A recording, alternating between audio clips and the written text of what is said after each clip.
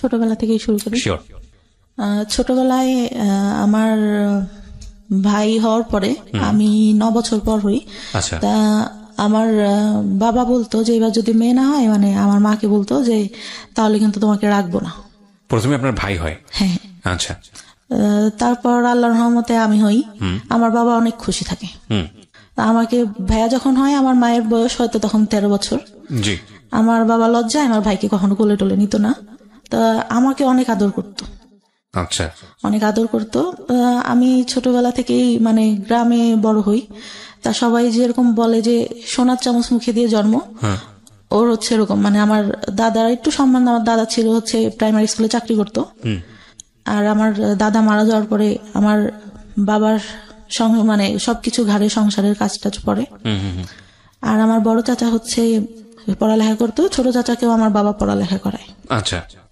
পড়ালেখা করালে আমার চাচা একটা টাইমে হচ্ছে মানে একটু বড় হই, তখন একটু বুঝতে পারি, হয়তো 4-5 বছর বয়স, তখন থেকে মানে আমাকে কিভাবে যেন মানে ভালো করে মানে ব্যাড টাচ যেটাকে বলে ওরকম করতো। আমি বুঝতাম না, তখন তো বুঝি না আসলে এগুলা কি, ওটা বোঝার বয়সও না আমার। মানে আপন চাচা? হ্যাঁ, আপন চাচা, ছোট চাচা। ওকে। আমি তখন অতটা বুঝি না। আমার ঘুম আসানোর সময় বা দেখা গেছে পড়তে বসানোর সময় করতো, আমি বুঝতাম না যে আসলে এগুলা কি, কেন করতেছে। ওকে। তা আমার বাবা একটা পর্যায়ে বুঝতে পারে, তার অ্যাপেন্ডিসাইডের অপারেশন করে, তার সামনেই হয় মানে ঠোঁটে কিস করা যেটাকে বলে, ওটা করে। আমি ভাবি ছোট তো তখন, এটা তো বুঝি না কি। এখন বুঝি যে ওটা কেন করলো আর আমার বাবা কেন তখন কিছু বললো না, এটা মনে হতো। তাই একটা পর্যায়ে যখন এরকম মানে গায়ে হাত টাত দিত, তখন আমার বাবা একটা পর্যায়ে আমার কাছে জিজ্ঞাসা করে। আমার চাচাকে কিন্তু কোনো কিছু জিজ্ঞাসা করে না, আমাকে জিজ্ঞাসা করে। জিজ্ঞাসা করলে আমার চাচা আবার ভয় দেখায় যে তুমি যদি বলো তোমাকে ধরে মারবে। বলো মানে কি? মানে আপনার চাচা কি শিওর হয়ে গেছিল যে বিষয়টা আপনি জানেন বা বিষয়টা আপনি বোঝেন? যখন একটু বোঝা শিখলাম, হয়তো 7-8 বছর। আপনি কি কোনো কিছু জিজ্ঞেস করতেন না বিষয়টা নিয়ে, যে তুমি আমার সঙ্গে এরকম আচরণ কেন করছো? বা ভয় পাইতাম অনেক। চাচাকে ভয় পেতেন? হ্যাঁ, অনেক ভয় পেতাম। কেন ভয় পেতেন? মানে উনি আমাকে ধরতে আসতেছে, মানে ওই জিনিসটা ফিল হতো যে কখন যেন হাত দিবে, কখন যেন কি করবে। মানে উনি আসলে পরে আমি ঘর থেকে একটা বেরোনোর অজুহাত খুঁজতাম। তো আপনি তখন 4-5 বছরের বয়স। 4-5 বছরের বাচ্চারা তো অনেক বেশি স্পন্টেনিয়াস হয়, মার সাথে ফ্রি হয় বা ভাইয়ের সাথে। আপনার ভাই তো বড়ই ছিল, ভাই বড় ছিল, পড়ালেখা করতো, ওরকম করে মানে অতটা ফ্রি ছিলাম না। তো বাবা বিষয়টা জানার পরে আপনাকে প্রশ্ন করে? হ্যাঁ, তখন হয়তো 7-8 বছর বয়স হবে, তখন 3-4 পড়ি হয়তো। আচ্ছা। তা আমি মানে বলি যে না, তা বলে আমি তো দেখছি। আমি বললাম, আমি তখন কথা বলি না কোনো। তাহলে আমি কি তোর চাচার কাছে জিজ্ঞাসা করবো? আমি বলি যে সেটা তুমি জানো। তা সে জিজ্ঞাসা করে কিনা জানি না, আমার চাচা জিজ্ঞাসা করে তুমি কি তোমার আব্বুরে কিছু বলছো? আমি তখন আমার বাবা আবার বলে যে আমি তোরা জিজ্ঞাসা করছি, তুই এটা তোর চাচারে বলবি না। আমি বলি না, বলি নাই কিছু। আচ্ছা ঠিক আছে। রাতে ঘুমাই থাকতাম, আমার দাদির সঙ্গে শুইতাম। সে রাতে উঠে এসে আমার গায়ে মানে টাচ করতো। আপনার দাদির সঙ্গে আপনি ঘুমাতেন, চাচা এখানে থাকবে কেন? অন্য রুমে থাকতো, রাতে যখন সবাই ঘুমাই যেত তখন উঠে আসতো। তো ভয়ঙ্কর বিষয়গুলো। এবং আপনি কিছু বলতেন না? কি বলবো, কি মানে তখন তো এটা বুঝি না ভাই, শুধু টাচ করতো। তো বাট আপনার তো ভয় লাগা উচিত। মানে আমি জানি না, প্রশ্ন করবো, আমার আসছে বলে না। আমি অতটুকু বয়সে যতটুকু সোরা পড়তাম, যতটুকু যার কাছ থেকে শুনছি যে এই দোয়া পড়লে রাতে কোনো খারাপ কিছু হবে না বা কোনো কিছু কেউ করতে পারবে না, আমি ওইটা পড়ে ঘুমাতাম যে হয়তো আজকে কিছু হবে না, কিন্তু সেই জিনিসটাই হতো। ওকে, আপনি বলেন। হ্যাঁ, আমার অনেক কথাই বলার আছে। আমি বহুবার বলেছি এবং আমি আবারও বলছি যে রেডিও ইন্ডাস্ট্রিতে আমি যে সব বিষয়গুলো নিয়ে কাজ করেছি লাস্ট 7-10 ইয়ার্সে, তার মধ্যে এই যে চাইল্ড সেক্সুয়াল অ্যাবিউজ, এই অ্যাবিউজের উপরে যে যারা এরকম ঘটনার মুখোমুখি হয়েছেন তাদেরকে ফ্রন্টলাইনে নিয়ে এসে তাদেরকে স্পিক আউট করা, বলানো তাদের মুখ দিয়ে, এই সাহসটা আমি দুর্দান্তভাবে দেখেছি। সেটার জন্য আমাকে নিয়ে অনেকে সমালোচনাও করেন, অনেক বাজে বাজে কথাও বলেন, অনলাইনে বলেছেন। সেগুলো দেখে আমি কান তুলিনি এই কারণে অনেকে মনে করেন যে এই ধরনের কথা রেডিওতে আসা উচিত না। অনেকে মনে করে যে এটা এক ধরনের বেহায়াপনা। অনেকে মনে করে ঘরের কথা ঘরেতেই রেখে দেওয়া উচিত।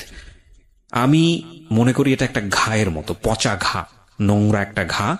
এই ঘাটাকে যত বেশি ঢেকে রাখা হবে, এই ঘাটা তত বেশি ছড়াবে এবং এটা একসময় ক্যান্সার হয়ে যাবে। আমাদের এখন বলার যুগ। কোনো অন্যায় হলে আমরা স্পিক আউট করি এবং আমরা মনে করি এই স্পিক আউটটা একটা সময় অন্যায়টাকে ইরেজ করে দেবে। হ্যাঁ, অবশ্যই চাইল্ড সেক্সুয়াল অ্যাবিউজ এটা সারা দুনিয়াতেই, শুধু বাংলাদেশে না, সারা দুনিয়াতেই ভয়াবহ রকমের একটা প্রবলেম। আপনি কল্পনাও করতে পারবেন না একটা শিশু কার কার দ্বারা শারীরিকভাবে নির্যাতনের শিকার হতে পারে, সেটা ব্লাড কানেক্টেড থেকে শুরু করে ব্লাড কানেকশনের বাইরে বিভিন্নভাবে এগুলোকে বিভিন্নভাবে আমাদের সামনে এখন নিয়ে আসা হচ্ছে মানুষকে সচেতন করার জন্য। আমি বেস্ট বাংলাদেশের এখন পর্যন্ত যতগুলো এনজিও বা বিজ্ঞাপনী সংস্থা যাই বলেন এখন যারা কাজ করেছে, তার মধ্যে একটা লাইন আমার কাছে মনে হয়েছে, আমি অনেকবার বলেছি রেডিওতে, এখনো বলছি, যে বেস্ট মনে হয়েছে এটাকে স্টপ করার জন্য, সেটা হচ্ছে শিশুকে তার শরীরের সীমানা বোঝান। শিশুকে মানুষ আদর করবে, এটাই স্বাভাবিক, কিন্তু কোনটা গুড টাচ, কোনটা ব্যাড টাচ, এবং ব্যাড টাচ হলে সেটা নিয়ে স্পিক আউট করা, ব্যাড টাচ হলে প্যারেন্টসদের কাছে গিয়ে বলা, ব্যাড টাচ হলে এমন কাউকে গিয়ে সেটা বলা যিনি অ্যাকশনে যেতে পারেন, এবং যদি সেটা না হয় তাহলে সে কোথায় যেতে পারে, এই বিষয়গুলো নিয়ে কথা বলা। এটা স্কুলে বলা প্রয়োজন, এবং নট অনলি দিস, স্কুলে শুধুমাত্র না, ফ্যামিলিতে বলা প্রয়োজন, এবং বলার জায়গা থেকে আপনি কিছু করতে চাচ্ছেন শিওর, এবং বলার জায়গাটা থেকে আমার মনে হয় তারা একটা নির্ভরতার জায়গা ক্রিয়েট করার প্রয়োজন। সো এটা নিয়ে আমি বহুবার রেডিওতে বলেছি, এবং আজকের এই স্টোরিটা হয়তো সেদিকেই যাচ্ছে। আমরা একটু ওয়েট করি, সামনের দিকে একটু আগাই, কারণ আমি জানি যে আজকের এই সমাপ্তির গল্পের মধ্য দিয়ে বাংলাদেশের অনেক মেয়ে নিজেদের শৈশব খুঁজে পাবে। আমি ডেফিনেটলি শিওর, কারণ এগুলোর উপর যারা কাজ করেন তাদের যেই পার্সেন্টেজ, মানে তারা যেসব পরিসংখ্যান আমাদের সামনে তুলে ধরে, সেটা কিন্তু রীতিমতো ভয়াবহ। আমরা নারী শিক্ষা নিয়ে কাজ করেছি, আমরা শিশুর পুষ্টি নিয়ে কাজ করেছি সরকারি তরফ থেকে, আমরা যেটা বলছি, এবং এগুলোতে আমাদের যে অর্জন সাউথ এশিয়ার মধ্যে, এটা মাইল ফলক, সারা বিশ্বের কাছে মাইল ফলক লাস্ট 10 ইয়ার্সে। এবং আমাদের এখন কাজ করা উচিত শিশুর পরিপূর্ণ মানসিক বিকাশ নিয়ে, এবং এখানে সরকারের যেরকম পৃষ্ঠপোষকতা প্রয়োজন, একইভাবে বেসরকারি পর্যায়ে যৌথভাবে কাজ করা প্রয়োজন। শিশু নারী হোক কিংবা পুরুষ হোক, মানে আমি যেটা বোঝাচ্ছি, ছেলে হোক কিংবা মেয়ে হোক, এই জায়গাটায় আমাদেরকে অবশ্যই এখন এনশিওরিটি দিতে হবে যে তার যেন একটা নিরাপত্তা বলয় থাকে। কারণ এটা যে কত ভয়ানক একটা ব্যাপার একটা শিশুর মানসিক বিকাশের জন্য, এটা যে তাকে কোথায় নিয়ে যেতে পারে আপনি চিন্তাও করতে পারবেন না। অথচ আমরা এই বিষয়গুলো যুগের পর যুগ ধরে আমরা অ্যাভয়েড করেছি, আমরা চুপচাপ থেকেছি, আমরা যখনই স্পিক আউট হয়েছে কেউ মুখ বন্ধ করে দিয়েছি, এবং সেটা শুধু পরিবারে না, এটা মিডিয়ার ক্ষেত্রে হয়েছে। সো এই বিষয়গুলো নিয়ে আমি অনেক বেশি লাউড ছিলাম, এবং সেই জন্য অনেক ধরনের হ্যারাসমেন্টের মধ্যেও যেতে হয়েছে। ফাইন, ইস লেস ওকে, চেঞ্জ আনতে গেলে কিছু না কিছু হ্যারাসমেন্ট শিকার হতেও হয়। ওকে, বলুন তারপর আপনার যেখানে আপনি ছিলেন, যে চাচার বিষয়টা বলছিলেন, তারপর ওরকম হতে থাকে।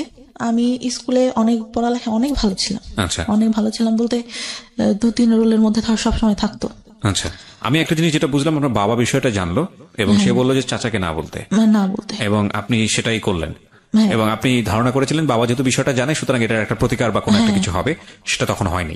ওকে, তারপর পড়ালেখা অনেক ভালো থাকে, কিন্তু যখন মানে বুঝতে শিখলাম তখন পড়ালেখা থেকে মানে আমি কেমন যেন হয়ে যাই, মানে পড়ি কিন্তু আমি মানে সেরকম করে পড়ালেখা হচ্ছে না। আচ্ছা, মানে কনসেন্ট্রেশন যায় না, নাকি আগ্রহ থাকে না, কোন কোথায় সমস্যা? পড়ালেখা করি কিন্তু টেনশন ভেতরে কাজ করে, ভালো লাগে না। সবাই যেরকম অন্য পাশে দেখতেছি, অন্য ছেলে মেয়েরা যেভাবে বড় হচ্ছে, ওদের লাইফে কোনো ঝামেলা নেই, আমার কেন এত সমস্যা, এটা মনে হতো। আর ক্লাস 5 থেকে ভালো রেজাল্ট হয়, তখন যখন 6-এ উঠি তখন থেকে পড়ালেখাটা ডাউন হতে থাকে আস্তে আস্তে। ওকে। আর তখন আমি রিলেশন বলতে আমার ফ্রেন্ডরা রিলেশন করতো ক্লাস 5-এ। তখন আমি বলি যে তোরা রিলেশন করিস, এটা কেন, এতটুকু বয়সে মানুষ রিলেশন করে?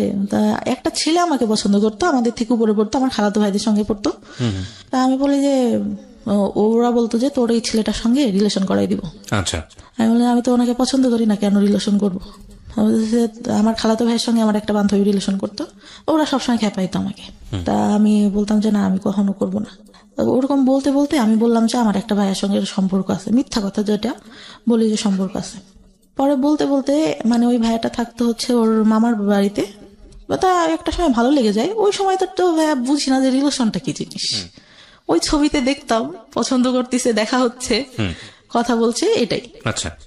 পরে কিন্তু তার মধ্যেও কিন্তু কন্টিনিউ আমার চাচা যখন বাড়িতে আসতো, তার মধ্যে একটা কথা ভুলে গেছি, আমার চাচা মানে মেন্টালি সমস্যা হয়। আচ্ছা। মানে আমার চাচিকে বিয়ে করার জন্য আমার চাচি যে বিয়ে করবে এটার জন্য। তারপরে ডাক্তারের কাছে নিয়ে যায়, ডাক্তার বলে যে ও পাগল টাগল কিছুই হয় নাই, বিয়ে দিয়ে দেন ঠিক হয়ে যাবে, যেটা বলতেছে সেটা করেন, শুধু শুধু কেন টাকা ঢালতেছেন। আচ্ছা, ডাক্তার রেগে এক পর্যায়ে বলে। ওকে। পরে নিয়ে এসে আমার বড় চাচা তো বলে দিছে ওর পড়ালেখাও করাবো না, কিছু করাবো না, আমি ওকে দেখতে পারবো না, তুইও বাদ দে, তুই করে কোনো লাভ নাই ওর জন্য কিছু করে, আমার বাবাকে বলে।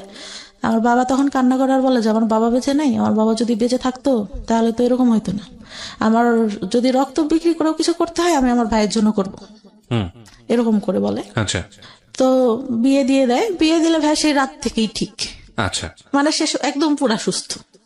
ওকে। কিন্তু তার মধ্যেও কিন্তু যখন ওই সমস্যাটা হয় তখন কিন্তু আমাকে কখনো ওইরকম কিছু করে নাই, বা ও সবাই লোকজন থাকতেই আসতেছে, কিন্তু তারপর থেকে কিন্তু আবার শুরু হয়। আচ্ছা, আমরা যেখানটায় ছিলাম তারপর তো ক্লাস 6-এ ওঠার পরে ওরকম রিলেশন হওয়ার পরে মানে একটা পর্যায়ে কি হয়, আমার বাড়ি থেকে জেনে যায়, আমার বাবা আমাকে ধরে অনেক মারে, রাতে মাঠে নিয়ে যেয়ে বাস আছে না, বাস দিয়ে অনেক মারে, আমার গায়ে একদম রক্ত জমে যায়। ওকে। ওই সময়টা যদি বুঝাই বলতে ভাই তাহলে তো বুঝতাম, তখন তো বুঝি না। পরে তারপরে 6-এ ভালো একটা রেজাল্ট আসলো, আসার পরে 7 উঠলাম, ওরা পরে মানে অনেক রাগ হইতো আমার যে কেন এরকম কেন করবে আমার সঙ্গে। ওকে। আর ছোটবেলা থেকে ভাই এমন করে মানুষ করছে আমাকে, আমি কখনো কোনো কিছু না চেয়ে আমার বাবার কাছে পাইনি। আচ্ছা, যখন যেটা চাইছি। পরে কি হয়, যখন একটু মানে 8-এ উঠলাম, জেএসসি-তে অনেক খারাপ রেজাল্ট হবে, জেএসসি-তে রেজাল্ট খারাপ হলো, তারপর থেকে যে রিলেশন করতাম ওইটা থেকে আমার বাবার একটু রাগ। আর বাবার কথা কি বলবো, মানে বাবা তো বাবাই, জন্ম দিচ্ছে, মা বাবাই হয়।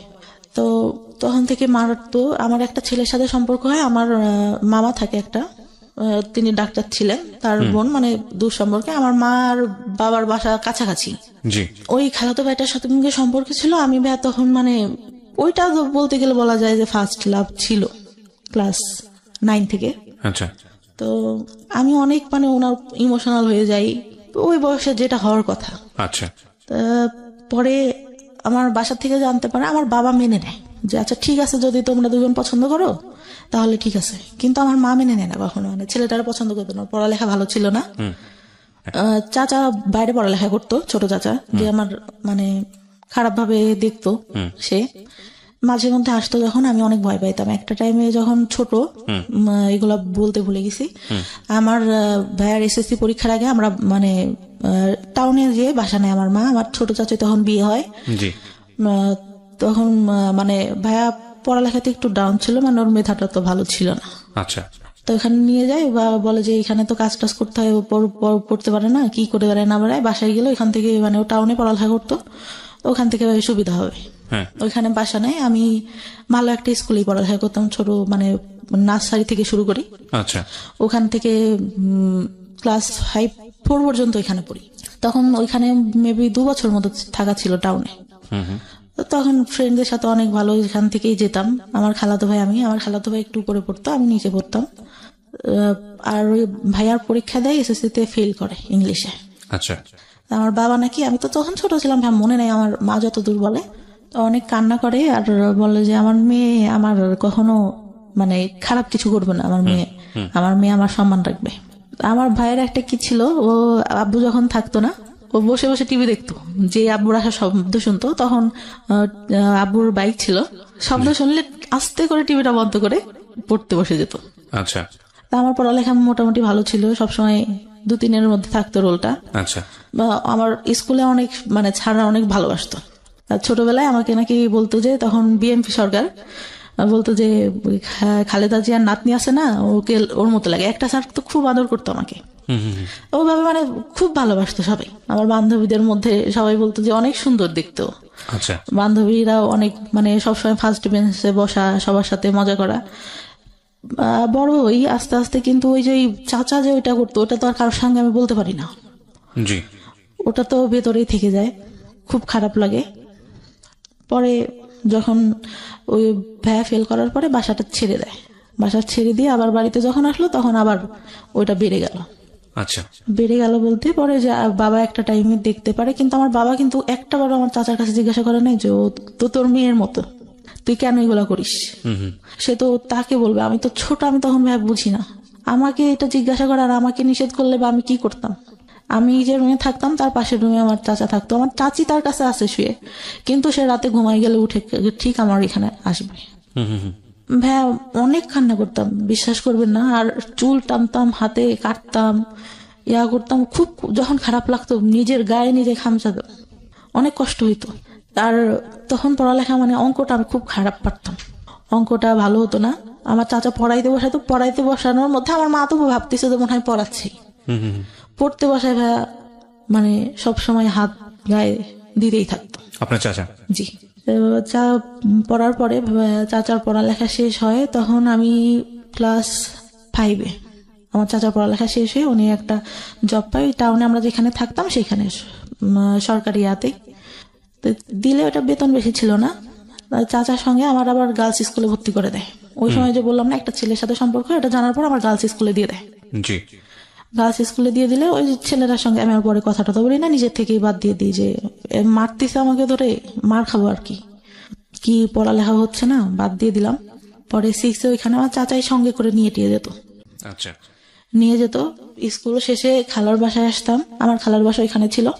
আসলে দেখা যেত আমার চাচার অফিস বিকালে শেষ হইতো, যাইতে যাইতে দেখা গেছে বাড়ি যাইতে তখন ইটের রাস্তা ছিল, দেখা গেছে যে 20-25 মিনিট লেগে যেত আমার বাড়ি যেতে।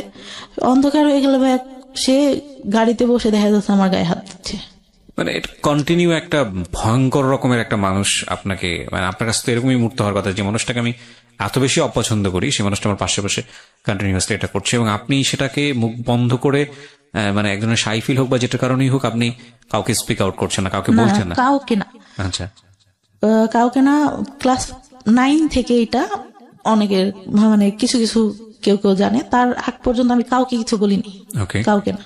পরে ওইভাবে যেতে থাকলাম, একটা বছর গার্লস স্কুলে পড়া হয় আমার চাচা। তারপর ওইখান থেকে চাকরিটা ছেড়ে দিয়ে মানে বেতন কম ছিল দেখে সুগার মিলে চাকরি নেয়, তখন সে ওইখানে চলে যায়। আচ্ছা। পরে ওইখানে গিয়ে আমার চাচিকে নিয়ে যায়। পরে তো ওইখান থেকে ভাইয়া বাঁচলাম। আচ্ছা। মনে হলো যে না, কিন্তু আমি যে রিলেশন করতাম আমার মনে হইতো যে ভাইয়া আমি এখান থেকে বেরোতে পারলে বাঁচি, এই ছেলেটার সঙ্গে রিলেশন করতেছি, ও যদি আমাকে নিয়ে যায় আমার তো এখানে থাকতে হবে না। সবসময় এটা মনে হতো যে আমি এই ফ্যামিলিতে কেন থাকবো। আচ্ছা। আর আমি ভাবতাম যে এরকম ফ্যামিলি মানুষের হয়, আরো তো আশেপাশে আমার বান্ধবীরা আছে, ওরাও তো কত ভালো, কতই। খুব খারাপ লাগতো। আর একটা আমার বাবা ছোটবেলায় স্কুলে যাইতাম, ফার্স্টে হয়তো দিত, তখন 2 টাকা 5 টাকা অনেক কিছু পাওয়া যাইতো ভাইয়া। কি হয়, আমার বান্ধবীরা একটু ভালো ফ্যামিলি ছিল, আমার বাবা মানে আমাদেরও ভালো ফ্যামিলি, কিন্তু আব্বু ওইভাবে টাকা দিতে চাইতো না। আমি কি করি, আব্বুর পকেট থেকে টাকা নিই, মনে হয় 6 টাকা না কয় টাকা, সেটা নিয়ে আমার আব্বু মানে দেখে ঘুমের ঘরে, আমার ছোট খালাকে বলে। তা আমি সেদিন অনেক কান্না করি, স্কুলে যাই না, যে আমি তো বেশি টাকা নিই না। আর আমার হয়তো এটা ভুল ছিল ভাইয়া। আর ওরা যখন করতো না, মানে সবাই খাচ্ছে এটা ওইটা, আমি তো নিতে পারতেছি না, ওইটা অনেক খারাপ লাগতো। কিন্তু টিফিন দিয়ে দিত, টিফিনের পরেও যে দোকান টোকান আসতো সবাই নিত, খারাপ লাগতো অনেক। আচ্ছা। আমার চাচা কি করতো, গায়ে হাত দিতে, এটা করতো এটা করতো, টাকা দিত হাতে, যাহর বাসা স্কুলে যে এটা খেও এটা খেও। তা আমার মনে হতো যে কি রে, উনি এরকম করেন, আমার হাতে টাকা দেয় কেন, আমি কোনের কাছে টাকা চাই নাকি, এরকম মনে হইতো। আর আব্বুর উপর অনেক রাগ হইতো যে কি ব্যাপার, উনি কিছু কেন বলে না, উনি তো জানে। পরে 5-এ ভালো রেজাল্ট করলাম, একটা ভালো রেজাল্ট আসলো, বৃত্তি দিছিলাম, বৃত্তি পাইনি কিছু নাম্বারের জন্য। অনেক আশা নিয়ে গার্লস স্কুলে ভর্তি করলো, গার্লস স্কুলে পড়তে পারলাম না। চাচা গেল, কে নিয়ে যাবে, আমার বাবার ভাই কে নিয়ে যাবে, অন্য মানুষের সাথে রিলেশন করে, তখন যদি কিছু করে ফেলায়, এই চিন্তাটা। কিন্তু ভাই ওই সময় রিলেশন আমি কিছুই বুঝি না, ওই সিনেমা দেখতাম, শুক্রবারে সিনেমা হবে, সবাই আসতো আমাদের ওইখানে, আমাদের বাড়িতে একটা টিভি ছিল। আচ্ছা।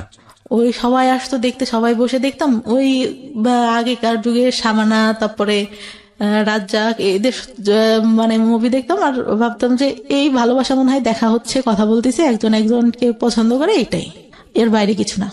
আচ্ছা। পরে গার্লস স্কুল থেকে ক্লাস 7-এ এসে ভর্তি হলাম গ্রামের স্কুলটাতে। ওইখানে ছেলেমেয়েরা সবাই একসঙ্গে, আমার বান্ধবীরা প্রেম করতো, এই করতো সেই করতো। আমি ভাই কোনোদিনও স্কুলে প্রেম করি নাই, কেন জানি না। আমার স্কুলের ছেলেদের একসাথে পড়তেছি ভাইয়ের মতো, ফ্রেন্ডের মতো, ওদের সাথে প্রেম করবো না, আমার এটা কখনো মাথায় আসতো না, কেন প্রেম করবো বাইরে। পরে ওই আমার ক্লাস 7 যায়, আমার চাচা মাঝে মধ্যে যখন বাড়িতে আসতো ছুটিতে, আবার দেখা গেছে ওই চিনির মিলে চাকরি পাওয়ার পর ওনাদের তো কোয়ার্টার দেয়, ওইখানে যাইতাম, অনেক সুন্দর ছিল ভাই কোয়ার্টার গুলা। তো যাইতাম, অনেক ভালো লাগতো দেখতে, অনেক গোলাপ ফুল, আমি ছোটবেলা থেকে ফুল অনেক পছন্দ করি, ফুল গাছ নিজে এনে এনে লাগাতাম, ওই 5-6 টাকা দিয়ে ফুল গাছ কিনতে পাওয়া যেত, ওইগুলো এনে লাগাতাম, অনেক পছন্দ করতাম। ওইখানে গেলে অনেক ভালো লাগতো আমার, অনেক ফুল, গোলাপ ফুল ধরে ধরে আছে অনেক কালারের, এই ফুল ওই ফুল, অনেক ভালো লাগতো।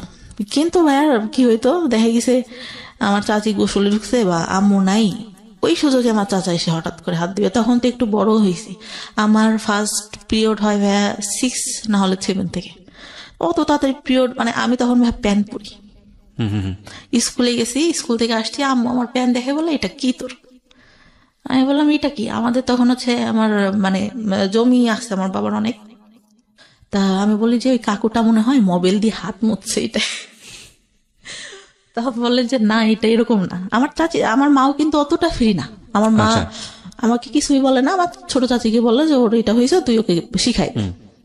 আমি মানে তখন মানে ন্যাকড়া ইউজ করে, ওটা আমি বুঝতাম না ভাই কিভাবে, আমার দেখাই দিছে কিন্তু আমি ওইটা বুঝি না। আচ্ছা, তখন জানতে পারলাম যে প্যাড ইউজ করে। ওটা যদি আম্মুকে বলতাম, আম্মু যদি আব্বুকে বলতো, আব্বু বলতো দুনিয়ার লোক ন্যাকড়া ইউজ করে, তোমার মেয়ের প্যাড লাগে। এটা বাবা বলতো? হ্যাঁ। ভেরি ব্যাড, ওকে, প্রিটি ব্যাড, মানে নাথিং টু সে। ওকে, বলেন তারপরে কি হয়েছে? পরে ভাই আমি মানে কাপড় টাপড় নষ্ট করে ফেলতাম, মানে you don't know how to manage it. না বুঝতে। বিষয়গুলো আসলে খুব সেন্সিটিভ, মানে আমাদের সমাজে এগুলো নিয়ে কথা বলাটাও অন্যায়, কিন্তু এগুলো একটা মানুষের জীবন আচরণের সঙ্গে জড়িত, এবং একটা মানুষকে যদি আমরা সুস্থভাবে বড় করতে চাই, তাহলে তার যে বেসিক নিডগুলো, এই নিডগুলোকে আমাদের সাপোর্ট দেওয়া উচিত। একটা মেয়ে শুধুমাত্রই লেখাপড়া শিখে, নারীর শিক্ষা, নারীর অধিকার, অমুক ঠমুক এগুলো নিয়েই শুধুমাত্র একজন নারী না, নারী জন্মগতভাবে একজন পুরুষের চেয়ে আলাদা, সুতরাং তার আলাদা কিছু সাপোর্ট দরকার হয়, এবং সেটা ফ্যামিলি থেকেই শুরু হওয়াটা জরুরি। দেখুন, উনি যে বিষয়গুলো নিয়ে কথা বলছেন, এগুলো নিয়ে আমাদের সমাজে খুব একটা কথাবার্তা হয় না, এগুলোকে আমরা ট্যাবু মনে করি, এগুলো নিয়ে আমরা কথাবার্তা হইনি। অথচ আমাদের ধর্মে এত সুন্দরভাবে বিষয়গুলো ব্যাখ্যা করা আছে, এত ইন ডিটেলি ব্যাখ্যা করা আছে, অথচ এগুলো নিয়ে আমরা কথা বলার প্রয়োজন মনে করি না। এবং এগুলো নিয়ে কথা বলা উচিত এই কারণে যে এগুলো একটা মানুষের বেসিক নিড, স্বাস্থ্যের সঙ্গে জড়িত, একটা মানুষের প্রপারলি বড় হওয়ার সঙ্গে জড়িত, এবং এগুলো নিয়ে খুব সুন্দরভাবে বোঝানো উচিত। হ্যাঁ, উনি যখন বলছেন তখন উনি চোখ মুছছেন, কারণ আমি জানি যে এটার মধ্যে আসলে অনেক বড় একটা কষ্ট জড়িয়ে আছে, এগুলো প্রয়োজনীয় জিনিস।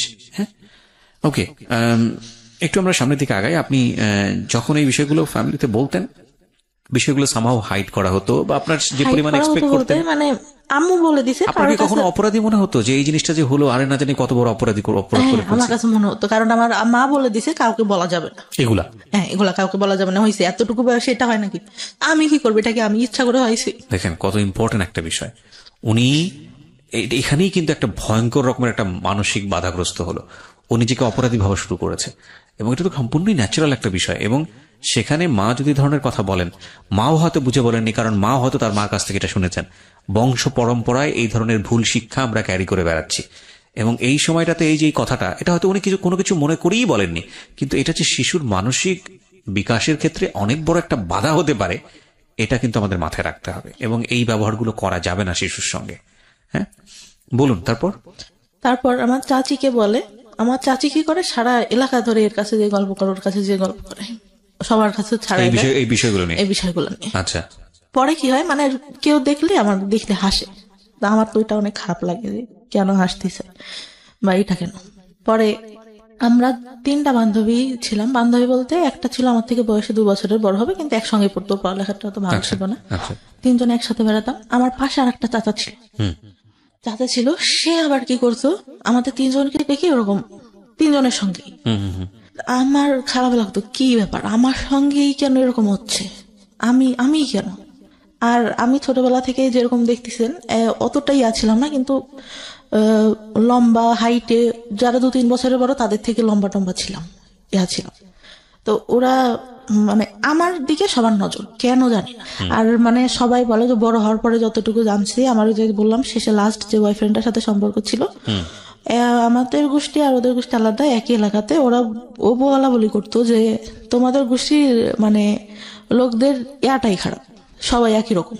মানে এটা সত্যি কথা ভাই, প্রত্যেকটা লোক, মানে যতদূর জানি, এখন যতদূর জানছি, এই পাশের একটা চাচা, আমার দাদারা ছিল 3 ভাই, তার ছেলে বড় দাদার যে ছেলেগুলা, ঠিক আছে, এগুলো বলা বলি করতে হবে, আপনি এত ইনডিটেইলি জানেন না, হয়তো বিষয়গুলো নিয়ে আমরা আসলে বলতে পারবো না। হ্যাঁ, খারাপ ছিল, যাই হোক আপনাদের এই সম্পর্কে লোকজন আজে বাজে কথা বলতো, এটুকুই এনাফ। ওকে, তারপর মানে বলতো গোষ্ঠীটাই ভালো না, গোষ্ঠীর লোকজনই ভালো না, এরকম বলতো।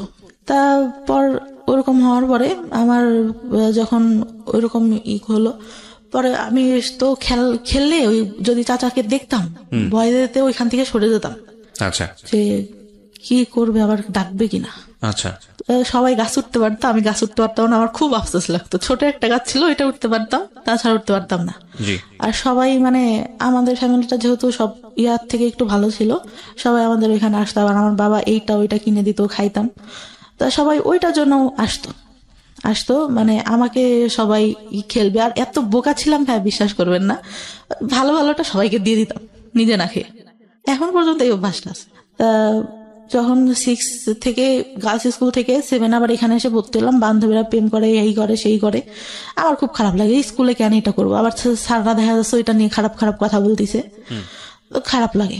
তারপরে আমি স্কুলে যাই, যখন পিরিয়ড হইতো তখন স্কুলে যাইতাম না ভাইয়া, কারণ আমি ক্যারি করতে পারি না, ওইটা আমি কাপড় নোংরা করে ফেলতেছি। আচ্ছা, এই সময় আপনার মা আপনাকে কোনো সাপোর্ট দিত না? মা টাকা পাবে কোত্থেকে? মা ওই যে হাঁস মুরগি একটু পালতো, ওইটা দিয়ে দেখা গেছে এইটা ওইটা করতেছে সংসারে। আমার বাবা কেমন ছিল, এই বাজার করতেছে, এই করতেছে, লোকজন আসতেছে, আহামরি কেনা কিনতেছে, কিন্তু সংসারে কি দরকার হইলো ওটা নিয়ে তোর কোনো মাথা ব্যথা নেই, এরকম। প্রিয়, আমি কথা না বাড়িয়ে গেস্টের কাছে আবারও ফিরতে চাই। তখন স্কুলে যাইতাম না, তখন আমার মায়ের উপর আমার বাবা অনেক গালাগালি করতো যে কি পড়ালেখা করে না, স্কুলে যায় না, এই বছরে কয়দিন স্কুলে যায়, কয়দিন যায় না। পরে তখনও ভালো রেজাল্ট আসতে হয়, কিন্তু যখন চাচা ওই যে চাকরি পাইলো আসতো, তখন ওই যে গায়ে হাত টাত দিত, তখন তো একটু বড়, যখন পিরিয়ড হয় তারপর থেকে তো বুঝি, অনেক কিছুই বুঝি, শুনি, বান্ধবীরাও বলে, আবার বড় যে আপুগুলা ছিল ওরাও বলে, তখন বুঝি। তখন আসলে ওইটা মাথার মধ্যে কাজ করে যে এইটা কি করতেছে আমার সঙ্গে, কেন। তখনও কিছু বলতে পারি না। 8 থেকে রেজাল্ট খারাপ হলো, তাছাড়া তো ওই যে মাঝে মধ্যে আসতো। 9-এ যখন উঠি তখন আমার ওই যে খালাতো ভাই আছে একটা, মানে চাচতো মামার বোনের ছেলে, ওর সঙ্গে আমার রিলেশন হয়। রিলেশন হলে একটা পর্যায়ে মানে চলতে থাকে, আমি অনেক সিরিয়াস হয়ে যাই। তা আমি বলতাম ভাই আপনি কি সিরিয়াস, আপনি করে বলতাম তখনও। তা বলতো সিরিয়াস ছিলাম না, এখন হই। তা আমার মানে অনেকের কাছে আমি নাম্বার দিই, আমার বড় আপুরা যারা ছিল, বলতাম যে পরিচয় না দিয়ে কথা বলবা, দেখবা যে আসলে আমাদের ভালোবাসে না, তোমাদের সাথে কথা বলতে চাই। ভাই কি করতো, ওরা যেই ফোন দিত ও কথা বলে দেখা করার জন্য পাগল হয়ে যেত। আচ্ছা, যে আমি তোমার একবার দেখবো, তুমি এখানে দেখা করো। পরে বয়ফ্রেন্ডের যখন দেখলাম যে উনি আমার প্রতি সিরিয়াস না, অনেক মেয়ের সঙ্গেই কথা বলে, এর সাথে সম্পর্ক করতেছে, ওর সাথে যে ফোন দেয় তার সঙ্গেই, একটা পর্যায়ে আমি কি করলাম, নিজে থেকে বাদ দিয়ে দিলাম। হ্যাঁ, বাদ দেওয়ার পরে কিন্তু এতটা মানে করি, আমি ঘুমের ওষুধ খাইতাম, আমার ঘুম আসতো না, ঘুমের ওষুধ খাইতাম, আর খুব খারাপ লাগতো। তার মধ্যে আবার যে মাঝে মাঝে চাচা আসতো, তা কি হয়, একটা বার আমার মা বলে যে তুই ওর সাথে সম্পর্ক করিস, আমি তো বলছি যে তুই ওর সাথে কথা বলার দরকার নেই। আমার দাদির ফোন ছিল, দাদির ফোন দিয়ে কথা বলতাম। পরে আমি কি করি বলো, যে তোর বাবার কাছে বলবো। বাবা তো জানতো, কিন্তু মানে কি বলবে, আমি অনেক ভয় পেয়ে যাই। আচ্ছা, ভয় পেয়ে যায় যে আমার চাচা এরকম এরকম, এইটাই তো কিছু বলে না, আবার এইটা নিয়ে দেখা গেলো কি বলবে। আমার মায়ের আবার একটা সমস্যা ছিল, কিছু হইলে আমার বাবাকে বলতো। আচ্ছা, আমি একবারে 40টা ঘুমের ওষুধ খাই ওই ক্লাস 9-এ থাকা অবস্থায়। মানে কি আপনার প্ল্যান ছিল যে আপনি সুইসাইড করবো? ওকে। খেলে ভাইয়া তখন মানে আমার পরীক্ষা তার 2 দিন পর। আচ্ছা, ক্লাস 9-এর পরে আমি মানে দরজাটা যে লাগাবো, আমার এটা মনে নেই, আমি বিছানার উপর দিয়ে শুয়েছি, আমি মানে ঘুমাই গেছি নাকি আমি জানি না, কিছু বলতে পারি না। পরে নাকি যতদূর শুনছি, যতদূর আমাদের এই কাজের ছেলেটা আম্মু যতদূর বলছে, আমার বাবা উঠাই নিয়ে আসে। শুধু আমার মনে আছে আমার বাবা আমাকে মারছে, এতটুকু মনে আছে, যে অনেকগুলা থাপ্পড় মারে আমার মুখে। ওকে। মানে ঘুমের মধ্যে আমার শুধু অতটুকুই স্মরণ আছে। আমি নাকি অনেক বমি করি ভাইয়া। আচ্ছা, বমি করি, আমার 4-5 দিন পর্যন্ত কোনো ছিল না। আমি জামাটা চেঞ্জ করবো এটাও করতে পারতাম না। গোসল খাওয়া সব আম্মা দাদি ধরে করাইতো। পরে আমার বয়ফ্রেন্ডটার সাথে হয়ে যাওয়ার পর ক্লাস 10-এ যখন উঠলাম, আমি 9 থেকে অঙ্কে অনেক খারাপ রেজাল্ট করি। অঙ্কে মানে 10-এ মনে হয় 34 না কত পেয়ে পাশ করি। আমার বান্ধবীরা অনেক হাসাহাসি করতো। আর আমার যে বয়ফ্রেন্ডটার সাথে সম্পর্ক ছিল ওরা জানতো। আরো ওই মাঝে কথা বলতাম, অনেক ছেলে ঘুরতো ভাইয়া, অনেক ছেলে ঘুরতো। আর ওই ঘুমের ওষুধ খাইতাম, মানে প্রাইভেট পড়তে যেতাম, কেমন অ্যাবনর্মাল টাইপের হয়ে গেছিলাম আমি। পড়াচ্ছি, মানে আমার কোনো খেয়াল নেই। স্যার বলতো যে কি ব্যাপার, তুমি খেয়াল করো না কেন, দেখলে তো পারো, অনেক ভালো পারো, দেখো না কেন। স্যার বলেন, আমি বাসায় যেয়ে দেখবো। স্যারটা অনেক আদর করতো। তা ওইভাবেই পড়ে অঙ্ক ভালো পারতাম না, হাসাহাসি করতো। আর ওই যে ছেলেগুলা প্রপোজ করতো ভাইয়া, ওরা কি মানে এরকম ছিল, কিছু না করলেও ভাইয়া কেন ছেলে মানুষ এরকম আমি জানি না, বলতো যে সব করছি, ওই মেয়েরা তো আমি সব করছি। আচ্ছা, ওকে। একটা ফুফাতো ভাই এরকম বলে, ওইটা আমি পরে আসি। তা ওইখান থেকে ক্লাস 9-এ ওরা হাসাহাসি করতো। তা আমার এত খারাপ লাগে যে কি আমি অঙ্ক ভালো পারি না। আমি স্যার, আমি হিন্দু ছিল স্যারটা, আমি আমার জীবনে আমি এত ভালো মানুষ দেখিনি। আমার ধর্মের না, যেহেতু আমি ইসলাম ধর্মের, আমার স্যার ছিল হিন্দু ধর্মের। একটু উনি প্রাইমারি স্কুলে চাকরি করতো। স্যারের কাছে বললাম, স্যার আমি তো অঙ্ক ভালো পারি না, আমাকে একটু যদি ভালো করে পড়াইতেন। তা বলে যে আচ্ছা ঠিক আছে, তুমি পাশে এসে বসবা, পাটিতে বসাইতো, যে পাশে এসে বসবা, আমি তোমাকে ওরা যা করে তার থেকে আমি উৎপাদক ভালো পারতাম না। আমি বললাম, স্যার উৎপাদকটা আমার একদম বাদ দিয়ে দেন, আমি এটা বুঝি না, একটা করলে আর একটা করতে হবে। এই দেখা গেছে আমার একটা কমন পড়ছে আর একটা কমন পড়তেছে না, তখন কি করবো? পরে স্যার এরকম করে আমাকে অঙ্ক করায়, আমি এসএসসি তে অঙ্কে আমার প্লাস আসে, আর কোনো কিছুতেই প্লাস আসে না। আচ্ছা। তার মধ্যে যে চাচা এসে অঙ্ক করতে দিত, অঙ্ক ভালো পারতাম না, পড়তে বসাইছে, যে কয়দিন আসতো উনি আমাকে পড়তে বসাবেই। আর ওই যে ইন্টেনশনালি গায়ে হাত দিয়ে যাচ্ছে। এই অঙ্কের টিচার? না না, আমার চাচা। ওকে। ওই যে আসতো মাঝে মধ্যে বাড়িতে, জি। অঙ্ক না পারলেই দেখা গেছে রাগারাগি করতেছে, আমি অনেক কাঁদতাম, আমি কিছু বলতাম না, অনেক কাঁদতাম। না, আমি বলতো তুই পড়িস না কেন, এই জন্য তো তোকে রাগ করে। আম্মু তো তখন কিছু জানে না। আমার তার মধ্যে আমার ছোট চাচার একটা বাচ্চা হয়, আমার ভাইটাকে আমি অনেক আদর করতাম, অনেক ভালো লাগতো। ভাই কি হইতো, আমার ভাইটাকে করলে দিতে যে উনি আমার গায়ে হাত দিত। Very bad. মনে হতো আমি মারা যাবো, আমি এই সংসারে কেন, এর থেকে যদি একটা গরিব ঘরেও জন্ম হইতো তাহলে মনে হয় এর থেকে মানুষ ভালো থাকে। কোন ক্লাসের ঘটনা এটা? আপনি যে ক্লাসের কথা বলছেন, যে ক্লাসে আপনার অঙ্ক করাচ্ছে? 9-এ। তখন পর্যন্ত আপনি মার সঙ্গে কেন বলছেন না এগুলা? আমি তখনও ভাইয়া যে মাকে বলতে হবে এটা কিভাবে নিবে, সে আমাকে বলে দিছে যে এইগুলা কাউকে, পিরিয়ডের কথাই বলে দিছে, কাউকে বলতে হয় না। এইটা বললে কি বলবে? ওকে। এটা বললে কি বলবে? তার মধ্যে কি আমার চাচাদের জমি জাতিটা অনেক মানে একটু ঝামেলা হয়। আমার ছোট চাচাটাই সবসময় বেশিরভাগ ঝামেলা করে। বড় চাচাটা অনেক ভালো, উনি বিসিএস ক্যাডার, প্রভাষক এখন, অনেক ভালো। মানে চাচা ছোটবেলা থেকে অনেক ঈদে প্রত্যেকবার জামা কিনে দেবে, আর আমাকে বলতো আমার হলুদ পরি, আমাকে বড় চাচা বলতো, আমার বড় চাচা। আচ্ছা। অনেক আদর করতো। আমি চিন্তা করতাম চলে যাব, কিন্তু তখন চিন্তা করতাম যে আমার ভাই, আমার সবাই অনেক ভালোবাসে, আমি চলে গেলে তো মান সম্মান থাকবে না। আর নাম ডাক আছে যেহেতু ফ্যামিলির একটা। এসএসসি পরীক্ষার আগে আমি সম্পূর্ণ সবার সঙ্গে কথা বলা বন্ধ করে দিই, যে আমার এমনিতে অঙ্কেটে ভালো পারি না, আমি কারোর সঙ্গে কথাটা বলবো না, আমি পরীক্ষাটা ভালো মতো দিই। তো পরীক্ষাটা দেই, পরীক্ষা দেওয়ার পরে আসলো এই কোন রকমে মানে পাশ করলাম, ভালো মোটামুটি একটা রেজাল্ট আসলো। আসার পরে আমি মানে বাইরে ভর্তি হওয়ার ইচ্ছা আমার অনেক। তা টাউনে সরকারি মহিলা কলেজে আমার সব মানে ইয়াটিয়া দিলাম, চান্স হইলো এখানে, কিন্তু আমার আব্বা ভর্তি করলো না। কেন করলো না? যে ওই ছেলের সঙ্গে সম্পর্ক আছে, যদি ওইখানে যেয়ে দেখা টেকা করে, এই জন্য।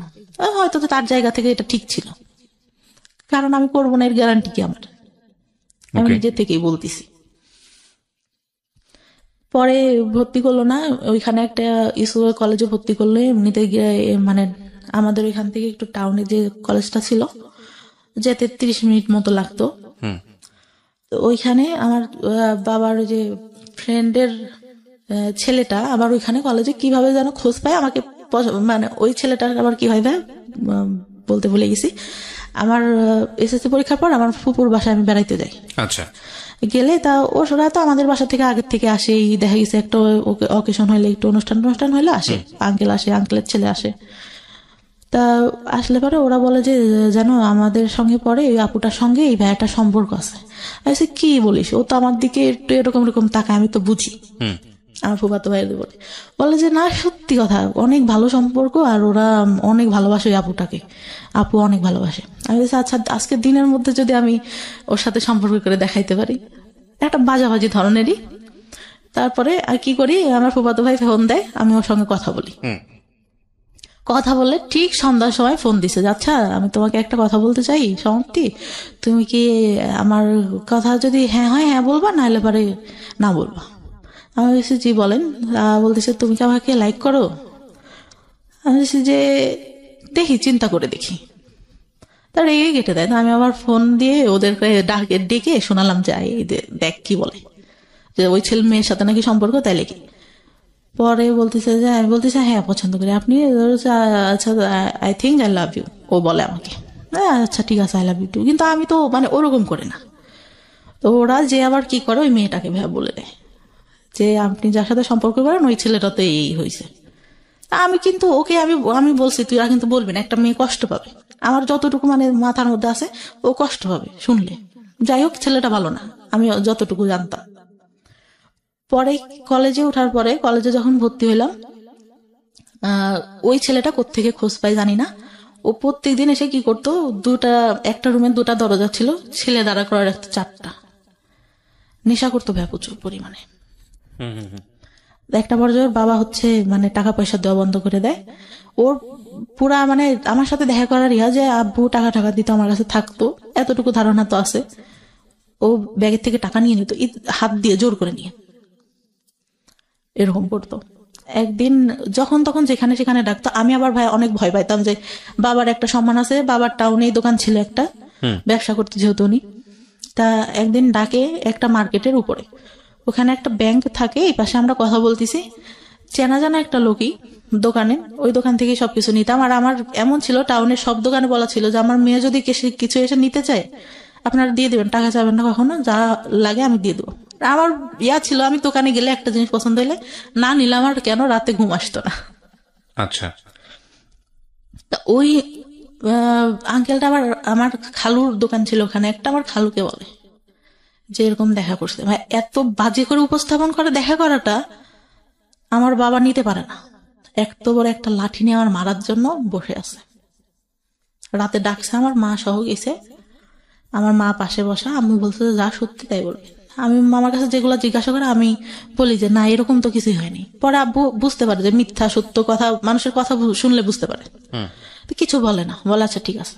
তো ওনারা আবার এরকম বলে যে আপনার মেয়েকে বিয়ে দিয়ে দেন, নাহলে কিন্তু এই ছেলে অনেক প্রবলেম করবে, তাই বলে। তারপরে ইন্টার ফার্স্ট ইয়ারে তো তখন এসএসসি পরে ভর্তি হয়েছি। ইন্টার ফার্স্ট ইয়ার পরীক্ষার কিছুদিন আগে আমাকে একটা ছেলে দেখতে আসে। ছোটবেলা থেকেই চিনি, কিন্তু এভাবেও জানি না যে আমাদের এলাকায় বাসা, এটা জানি কার ভাই কার ছেলে এটাও জানি না। আমার আবার কেমন ছিল যে আমি কোথাও যেতে গেলে আব্বুর কাছে শুনতে হবে, আর বাইরে অত বেরোনোর কোনো ছিল না আমাদের।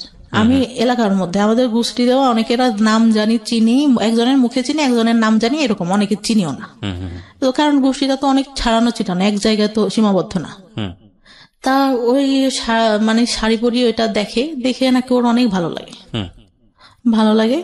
পরে আমাকে আমার ভাইয়ের বিয়েতে তো যে মানে আমাদের বিয়ের পরে আবার দেখা যায় যে যেতে হয় বউয়ের বাড়িতে, মানে আমার ভাবির বাড়িতে যেতে হবে। তো আমার ভাই বলে যে তুই চল, আর আমার মামা তোমার কথা বলে যে ও চল।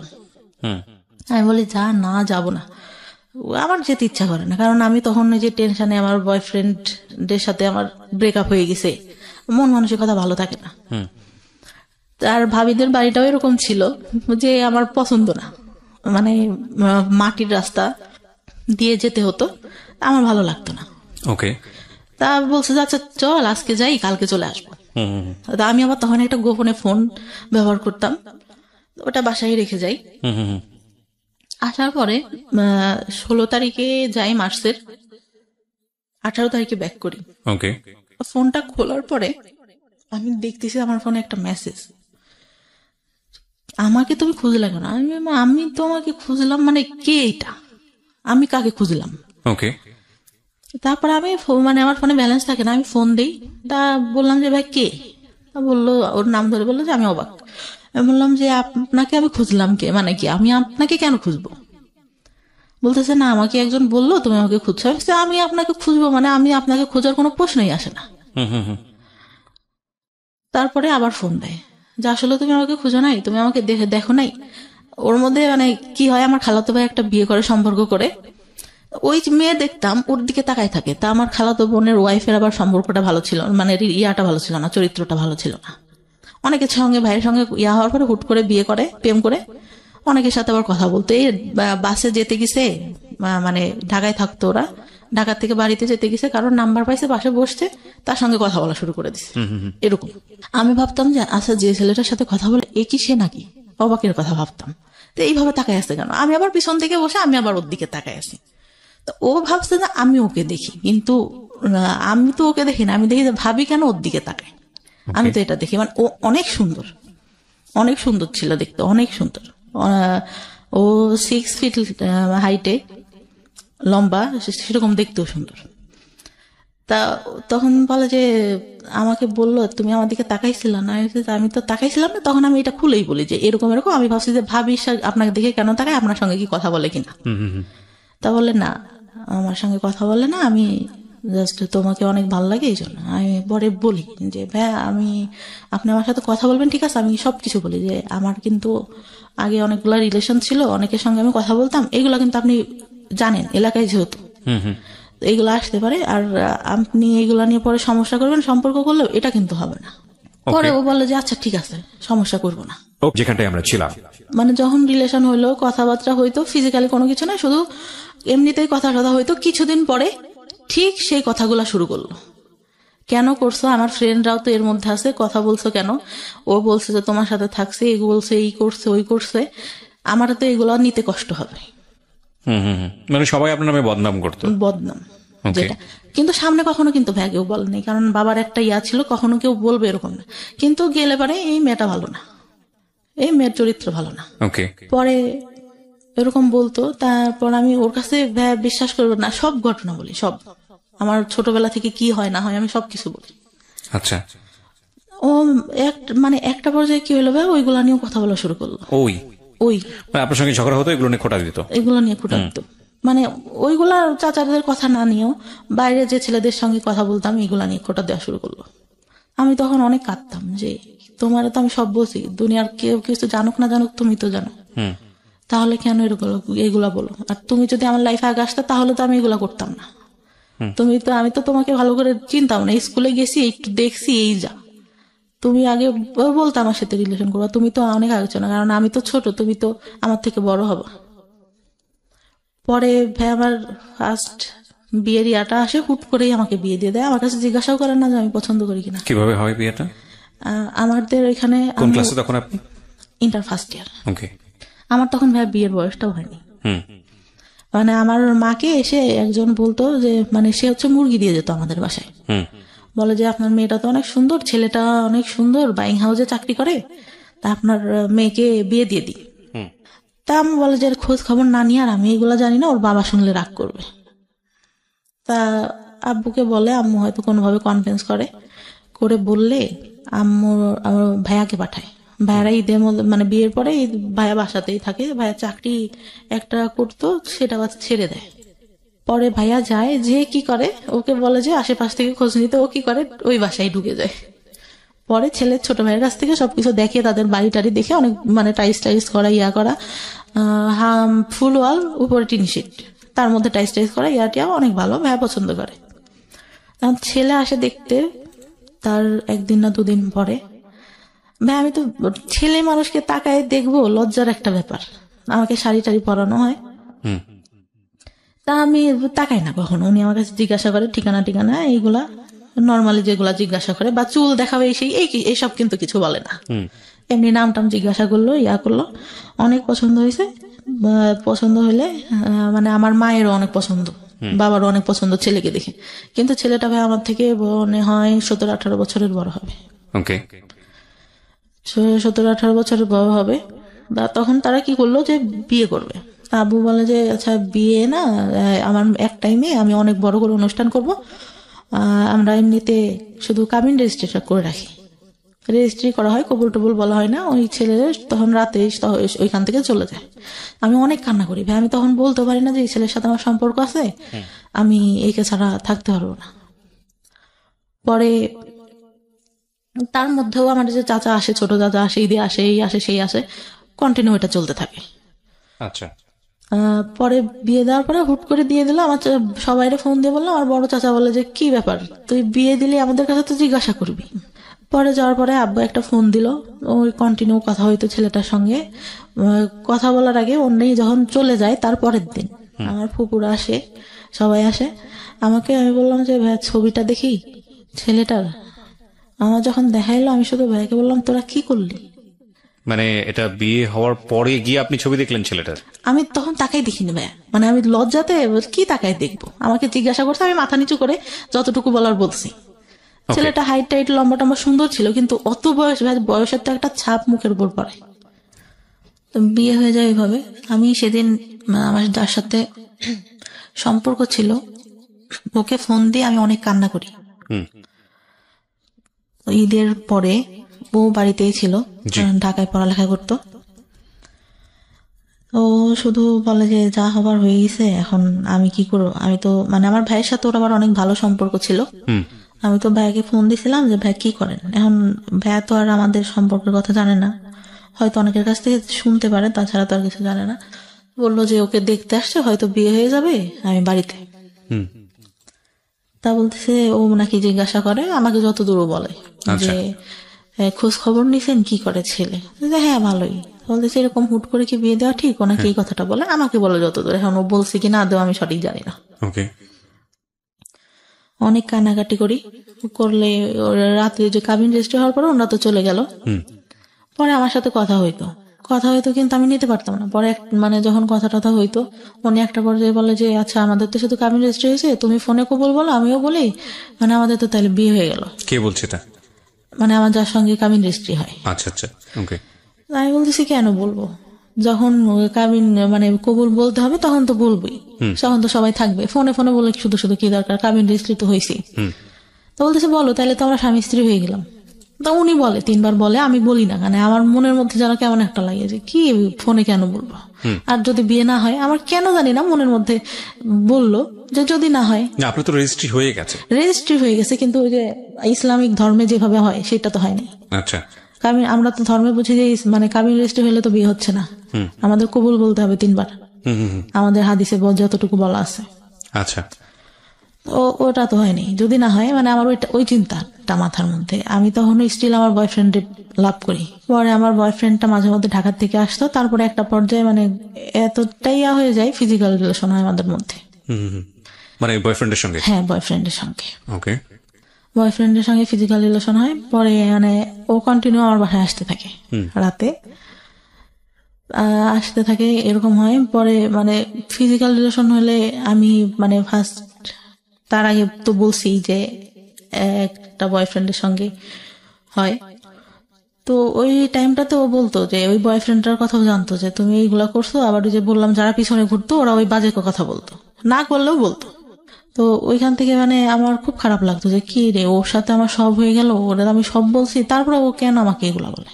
পরে আমি একটা পর্যায়ে এরকম কথা বলতাম, আব্বু বলতো যে তোর বিয়ে হয়ে গেছে, ছেলে চাকরি করে, এত কথা তুই কেমনে বলিস। আব্বু তো আর জানতো না যে আমি অন্য কারোর সাথে কথা বলি, কিন্তু আব্বু হয়তো আজ করতে পারে একটু, আচ্ছা, যে আমি অন্য কারোর সাথে কথা বলতেছি। পরে আমি তো কিছু বলি না।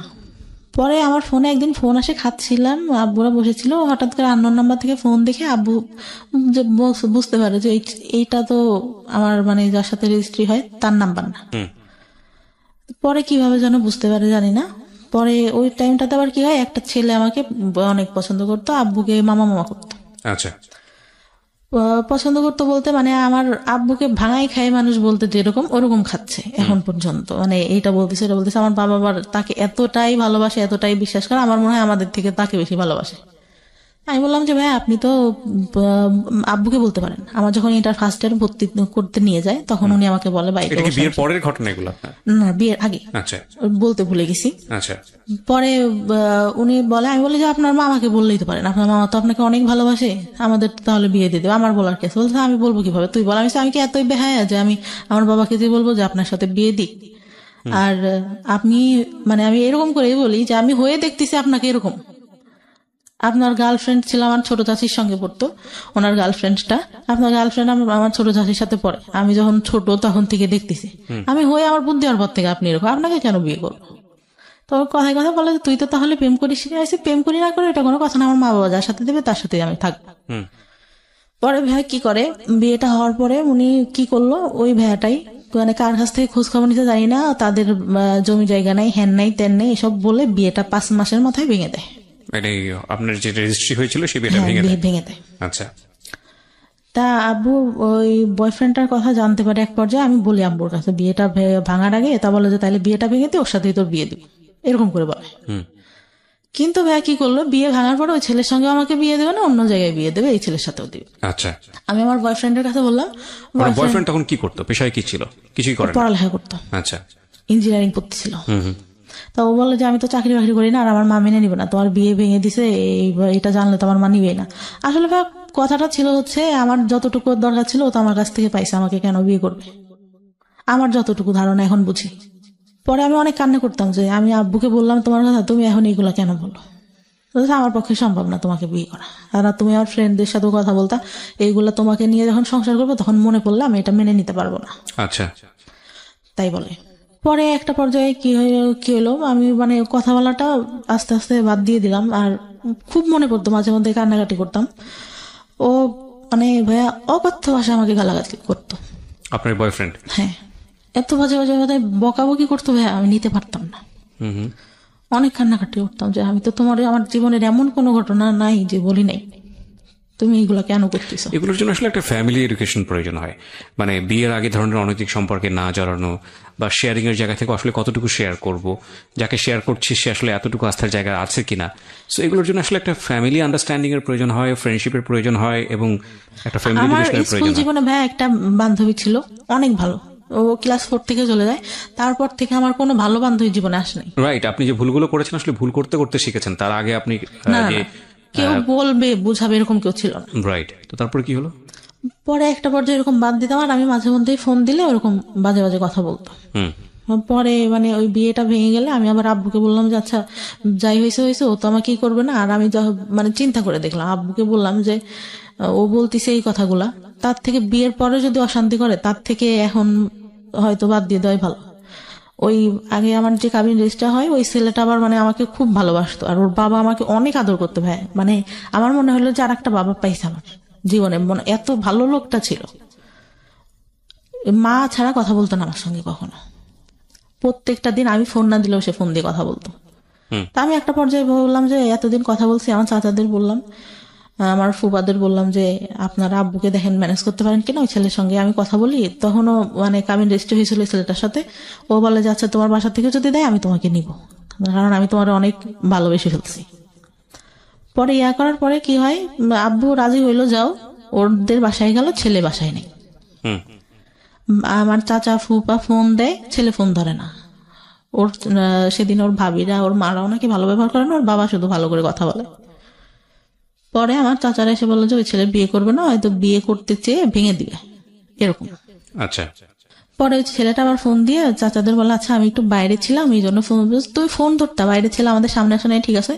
একটা কথা কি ভাই, যেটা সত্যি কথা, ওই ছেলেটার অনেক বয়স ছিল, এই জন্য মূলত চাচাদের সামনে আসে নাই। ও ভাবছে যে এত ছোট মেয়েকে আমি বিয়ে করছি, আমার সাথে হয়তো দেখার পরে দিবে না, এই জন্য সে ভয়ে সামনেই আসে নাই। আচ্ছা। আমি একদিন বিয়ের পরে যখন বিয়েটা ভাঙে নাই তখন বলি যে আপনার বয়স এত বেশি, আপনি আমাকে বিয়ে করলেন, আপনি তো দেখছেন আমি তো তখন তাকাই দেখি না, আপনি তো দেখছিলেন যে আমি তাকাইও দেখি নাই, আপনার কি এটা ঠিক হয়েছে? বলে আসলে এখন বুঝতেছি ঠিক হয় নাই, তারপরে তোমার কি মানে বিয়েটা ভেঙে দিব? না, মেয়েদের জীবনে একবারে আমাদের যে ফ্যামিলি যে স্ট্যাটাস ছোটবেলা থেকে দেখে আসতেছি, একটা মেয়ের বিয়ে ভেঙে গেলে পরে আর ভালো বিয়ে হয় না।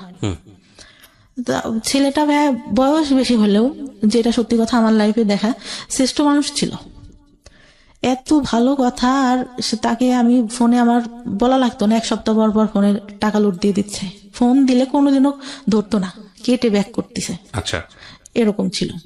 প্রিয় শ্রোতা, ছোট আমরা যেখানটায় ছিলাম, তারপর পরে কি করলো, আমাদের যেদিন মানে বিয়ের কথা ছিল ওদের ওই দিক থেকে দাওয়াত টাওয়াত সব দেওয়া শেষ, তার মধ্যে তো বিয়েই করে দিয়েছে, কিন্তু আমাদের এদিকে কোনো প্রোগ্রামই না। মূলত আমার বিয়েটা ভাঙে আমার বাবা ওই ছেলেটার কথা শুনে, আর হচ্ছে ভাইয়ের বিয়ে দেওয়ার পরে আমার বাবার হাতে হয়তো অত টাকা ছিল না, সে গল্প দিচ্ছে যে আমার একটাই মেয়ে, অনেক বড় করে হ্যান করবো ত্যান করবো, কোনো কিছু করতে পারবে না, এইটা কারণ ছিল। পরে হুট করে ছোট চাচা নিয়ে আসে যে আমাকে মানে ছোটবেলা থেকে Continuously physically ফিজিক্যালি টর্চার করতো, সে নিয়ে আসে। তা নিয়ে আসলে আমার বাবা বলে যে সব কাপড় কেন পরে আসিস, ভালো কাপড় পরতে পারিস না, বাসার উপর কি পরবার, আচ্ছা ভালো কাপড় পরতে। তা আমি মানে তখন একটু আন্দাজ হয় যে ভালো কাপড় কেন পরতে বলতেছে। তো নিয়ে আসলে ছেলেটা এত সুন্দর করে এত ভঙ্গিমায় কথা টথা বললো, আমাকে শাড়ি পরায় আবার সেই সামনে নিয়ে বসাইলো, সবকিছু জিজ্ঞাসা করলো। আমি ওনার ভঙ্গিমা দেখে, কথা বলা দেখে, দেখতে সুন্দর ছিল আমার, মানে ভালোই, মানে একটা বার তাকাইছিলাম, ভালোই লাগলো। এর থেকে একটু বয়সী হবে, তারপরও বয়সের ডিস্টেন্স আমাদের 15 বছর মতো। তা আমাকে পরে হচ্ছে ওদের বাসার থেকে দেখতে আসবে, এর মধ্যে ওই ছেলে ভাই আমাদের মানে মানে সবকিছু, আমার বাবা সবকিছু খোঁজ নিছে এক রাতের মধ্যে, একদিনের মধ্যে। আর নেওয়ার পরে ওরা বাসার থেকে আসে, আমি আবার বলি যে আমার যে আগে একটা হয়েছিল এটা কি বলা হয়েছে কিনা। আমার মাকে জিজ্ঞাসা করলাম যে আমি কিন্তু পরে এবার বিয়ের পরে সমস্যা হবে, এটা কিন্তু আমি মেনে নেব না। পরে ঘটককে বলে, ঘটক আবার বলে যে না, বলা হয়নি। তা বলে যে আচ্ছা তাহলে বাব্বু বলে যে আচ্ছা বলো, যদি বললে যদি করলো, নাইলে নাই, বিয়ে করলে। পরে ভাইয়া বিয়ে উনি ওনাকে বলছে, উনি সবার কাছে খোঁজ নিচ্ছে, কিন্তু সবাই তো জানে যেহেতু ফ্যামিলিটা ভালো, জানে, সবাই বলছে যে না উঠাই নাই, শুধু ওদের কাবিন রেজিস্ট্রি হয়েছিল। ছেলে বিয়ের আগে আসলো, ওদের বাসার থেকে সবাই আসলো, এসে ওর বাবা অনেকই, মানে আমার তারপর ঈদের পরে ছিল, কোরবানি ঈদের পরে মেবি, ওই দুনিয়ার লোক এসে মনে হচ্ছে আমি একটা কার্টুন বসে আছি, আমাকে দেখতেছে। কি দেখতেছে, ছেলের নানা ছিল, আমার চুল ধরে ঘোমটা নামায়, এইটা ওইটা, আমার খুব বিরক্ত লাগছে। কি রে চুল ধরবে, এইটা কি চুল ধরার যুগ নাকি? 2015 সাল ভাই, চিন্তা করেন আমার চুল ধরে হাঁটা দেখতেছে, কেমন মেজাজটা গরম হতে পারে তখন। আমার খুব মেজাজ খারাপ হয়, আমি রেগে যখন বের করে দেয় আমি আসি, চলে আসি। আমার চাচাতো ভাইরা বলতেছে আপুর কি হয়েছে, আপু কেন রাগ করছে। আমার চাচাতো ভাই বড় চাচার ছেলে, আমার থেকে বয়সে ছোট, মানে আমাদের বাবা আগে বিয়ে করো তো এই জন্য। আমাকে অনেক ভালোবাসে, বুবু বলে ডাকে। বুবুর কেন রাগ করছে, বুবু কি হয়েছে, চুল কেন ধরে দেখলো, আমার হাঁটা কেন দেখলো, আমি কি নাকি, এরকম করে বলি। পরে তাদেরও পছন্দ হয়, বিয়ে পরে সেদিন বিয়ে পড়াই দিল ভাই, একদম। আগেটা ডিভোর্স হয়েছিল? হ্যাঁ, ডিভোর্স হয়ে গেছে। তার মনে হয় ভাইয়া 1 সপ্তাহের মাথায় আমার বিয়ে দিয়ে দিল। ডিভোর্স হলেও তো 3 মাস সময় লাগে, ওয়েট করতে হয়। হ্যাঁ, কি করলো, বিয়ে দিয়ে দিল। আর আব্বুর একটু ক্ষমতা ছিল, বললাম না, একটু পলিটিক্যালি ছিল, ওই জন্য কেউ আর কিছু বলে টলে নাই, করে নাই। কিন্তু ওই ছেলেরা নেওয়ার জন্য অনেক লোক দিয়ে খবর পাঠাইছে, ত্যান করছে, কিন্তু এদিক থেকে আমাদের এদিক থেকে কোনো কথা হয়নি। তা আমি একটা সময়, মানে আগের যে ছেলেটা ছিল ওকে বলছিলাম যে তুমি যদি চাও আমি কিন্তু চলে আসবো, কিন্তু সে নাচরবন্ধ অনুষ্ঠান করতে হবে, হ্যান ত্যান, এটা সেটা। আবার তাদের চিন্তা ছিল কিছু দেবে না। পরে এর সাথে বিয়ে গেল, সেদিন বিয়েটা একদম পড়াই দিল। বিয়েটা পড়াই দেওয়ার পরে ছেলের কথার ভঙ্গিমা এটা সেটা, সে ডিপ্লোমা কমপ্লিট করছে, সে বললো যে আমি বিএসসি কমপ্লিট করছি। মিথ্যা কথাটা পুরাই বললো যে টাউনে জায়গা আছে ওইখানে বাড়ি করবো, এটাও পুরা মিথ্যা কথা। জায়গা কিছুই, মানে এমনিতে গ্রামে জায়গা জমি আল্লাহর রহমতে ভালো আছে, কিন্তু ওইগুলো মিথ্যা কথা। কারণ ওদের যে বাড়ি টাড়ি দেখলে তো বিয়ে দিবে না। আমার চাচা কিন্তু দেখে আসছে ভাই, কিন্তু সে মানে বাড়ি কেমন, এটা কেমন, ওইটা কেমন কিছুই বলে নাই। বলছে ভাই ছেলে ভালো চাকরি করে, ভালো দেখতে, বাড়ি জমি জায়গা যা আছে অনেক ভালো। বিয়ে হওয়ার পরে তার সাথে উঠাই নাই, তখন এমনিতে বিয়ে হলো, ছেলে থাকলো রাতে, সবকিছু জিজ্ঞাসা করলো যে বিয়ে হয়েছিল, কোনো কিছু হয়েছে কিনা, এটা সেটা। আমি বললাম না, বিয়ের আগেই তো বলছি যে শুধু কথাই হইতো, আর কোনো কিছু না। আর ছেলেটা হয়তো এরকম ছিল না যে দেখা করবে বা হ্যান ত্যান। পরে সারা রাত গল্প টল্প করলাম, করার পরে মানে ভাইয়া যে বলে না যে মানে হাজবেন্ডের কাছ থেকে একটা ভালো কথা বা ভালো কিছু, সে প্রথম অনেক ভালো কথা বলতো, ভালো ব্যবহার করতো। আমি ফার্স্ট যখন ঢাকায় আসলাম, একা আসলে চাকরি করতো, একটা বাসায় এসে একা থাকতো, তার ফ্রেন্ডের সাথে একটা বিজনেস করতো, এক পাশে হচ্ছে তাদের জিনিস থাকতো, এই কসমেটিক্স এটা সেটা, আর এক পাশে ও থাকতো। হয় ভাই, আমাকে একটা ফোন গিফট করে, ফোনটা হারাই যায়। বাস থেকে যখন নামবো গাবতলিতে, আমার ব্যাগে ধাক্কা লাগে বাসের মধ্যে থেকেই। আমি ভাবি যে হয়তো সিটে লেগে ধাক্কা লাগছে। তখন আমি বাইরে নেমে দেখে আমার ব্যাগের মধ্যে ফোন নাই, তো নাই, ফোন দেওয়া হচ্ছে, ফোন বন্ধ। তখন বুঝতে পারছে। বাসায় এনে বললো যে আমি অনেক কষ্ট করে সবকিছু করি এইরকম। তা আমি অনেক কান্না করতেছি যে আসলে আমি তো ইচ্ছা করে করি নাই। আমার আব্বু ফোন দিছে, কি হয়েছে, ফোন বন্ধ কেন, ফোন হারাই গেছে, ওর সাথে কথা বলতেছে। আমি না, আব্বু রাগারাগি করবো, আমি বলবো না, আমি কথা বলবো না। আমি অনেক কান্না করি, কিন্তু ও এইভাবে বলে আমার খুব মানে খারাপ লাগে ভাইয়া, যে আমি তো ইচ্ছা করে ফোনটা হারাই নাই, এইভাবে কেন বলতেছে। আর ওর মানে বিয়ের প্রথমে এত ভালো কথা, আমি ঢাকায় এসে দেখলাম পুরাই উল্টাটা ভাইয়া, পুরা উল্টা, মানে একদম মানে মনে হলো আকাশ থেকে আমি পাতালে পড়ে গেছি, এটা কি। পরে উঠাই নিল মনে হয় প্রায় 6-7 মাস পরে। উঠাই নেওয়ার পরে আমাকে যেরকম মানে আমি পার্লার থেকে সেজে আসলাম, এই বউটু সে যে এত সুন্দর করে আসলো, সে আমার সাথে এতদিন যে সংসার করতে, সে বিয়ের দিন সে এমন ভাব করতেছে যে আমার প্রথম দেখতেছে। আমার খুব বিরক্ত লাগতেছে, আমি বসে বসে খুব ফুল দিছি রাগে, কি রে বিয়ে হয়ে গেছে আগের থেকেই চেনা জানা, সে এমন একটা ঢং করতেছে যে আমার এই ফার্স্ট দেখলো এটা সেটা। তার মধ্যে আবার ক্যামেরাম্যান এরকম করে তাকাইতে বলতেছে। আমার আবার একটা জিনিস কেউ যদি বলতো বুঝতে পারতাম, একটা বার বললে যে এইটা এরকম না, এরকম করো। সে কি বললো, বিয়ে তো প্রথম করতেছি এই জন্য আসলে বুঝি নাই কিভাবে, ক্যামেরাম্যান বলতেছে সে বুঝতেইছে না কি করতে হবে, তাকাইতে হবে কিভাবে কি। বিয়ে তো ফার্স্ট করলাম, আগে তো একটাও করি নাই, কিভাবে বুঝবো। আমার ওই কথাটা খুব খারাপ লাগে, কি রে এই খোটা দেওয়া শুরু করলো এটা না কেমনে কি। কথায় কথায় এই কথাটা আসতেছিল।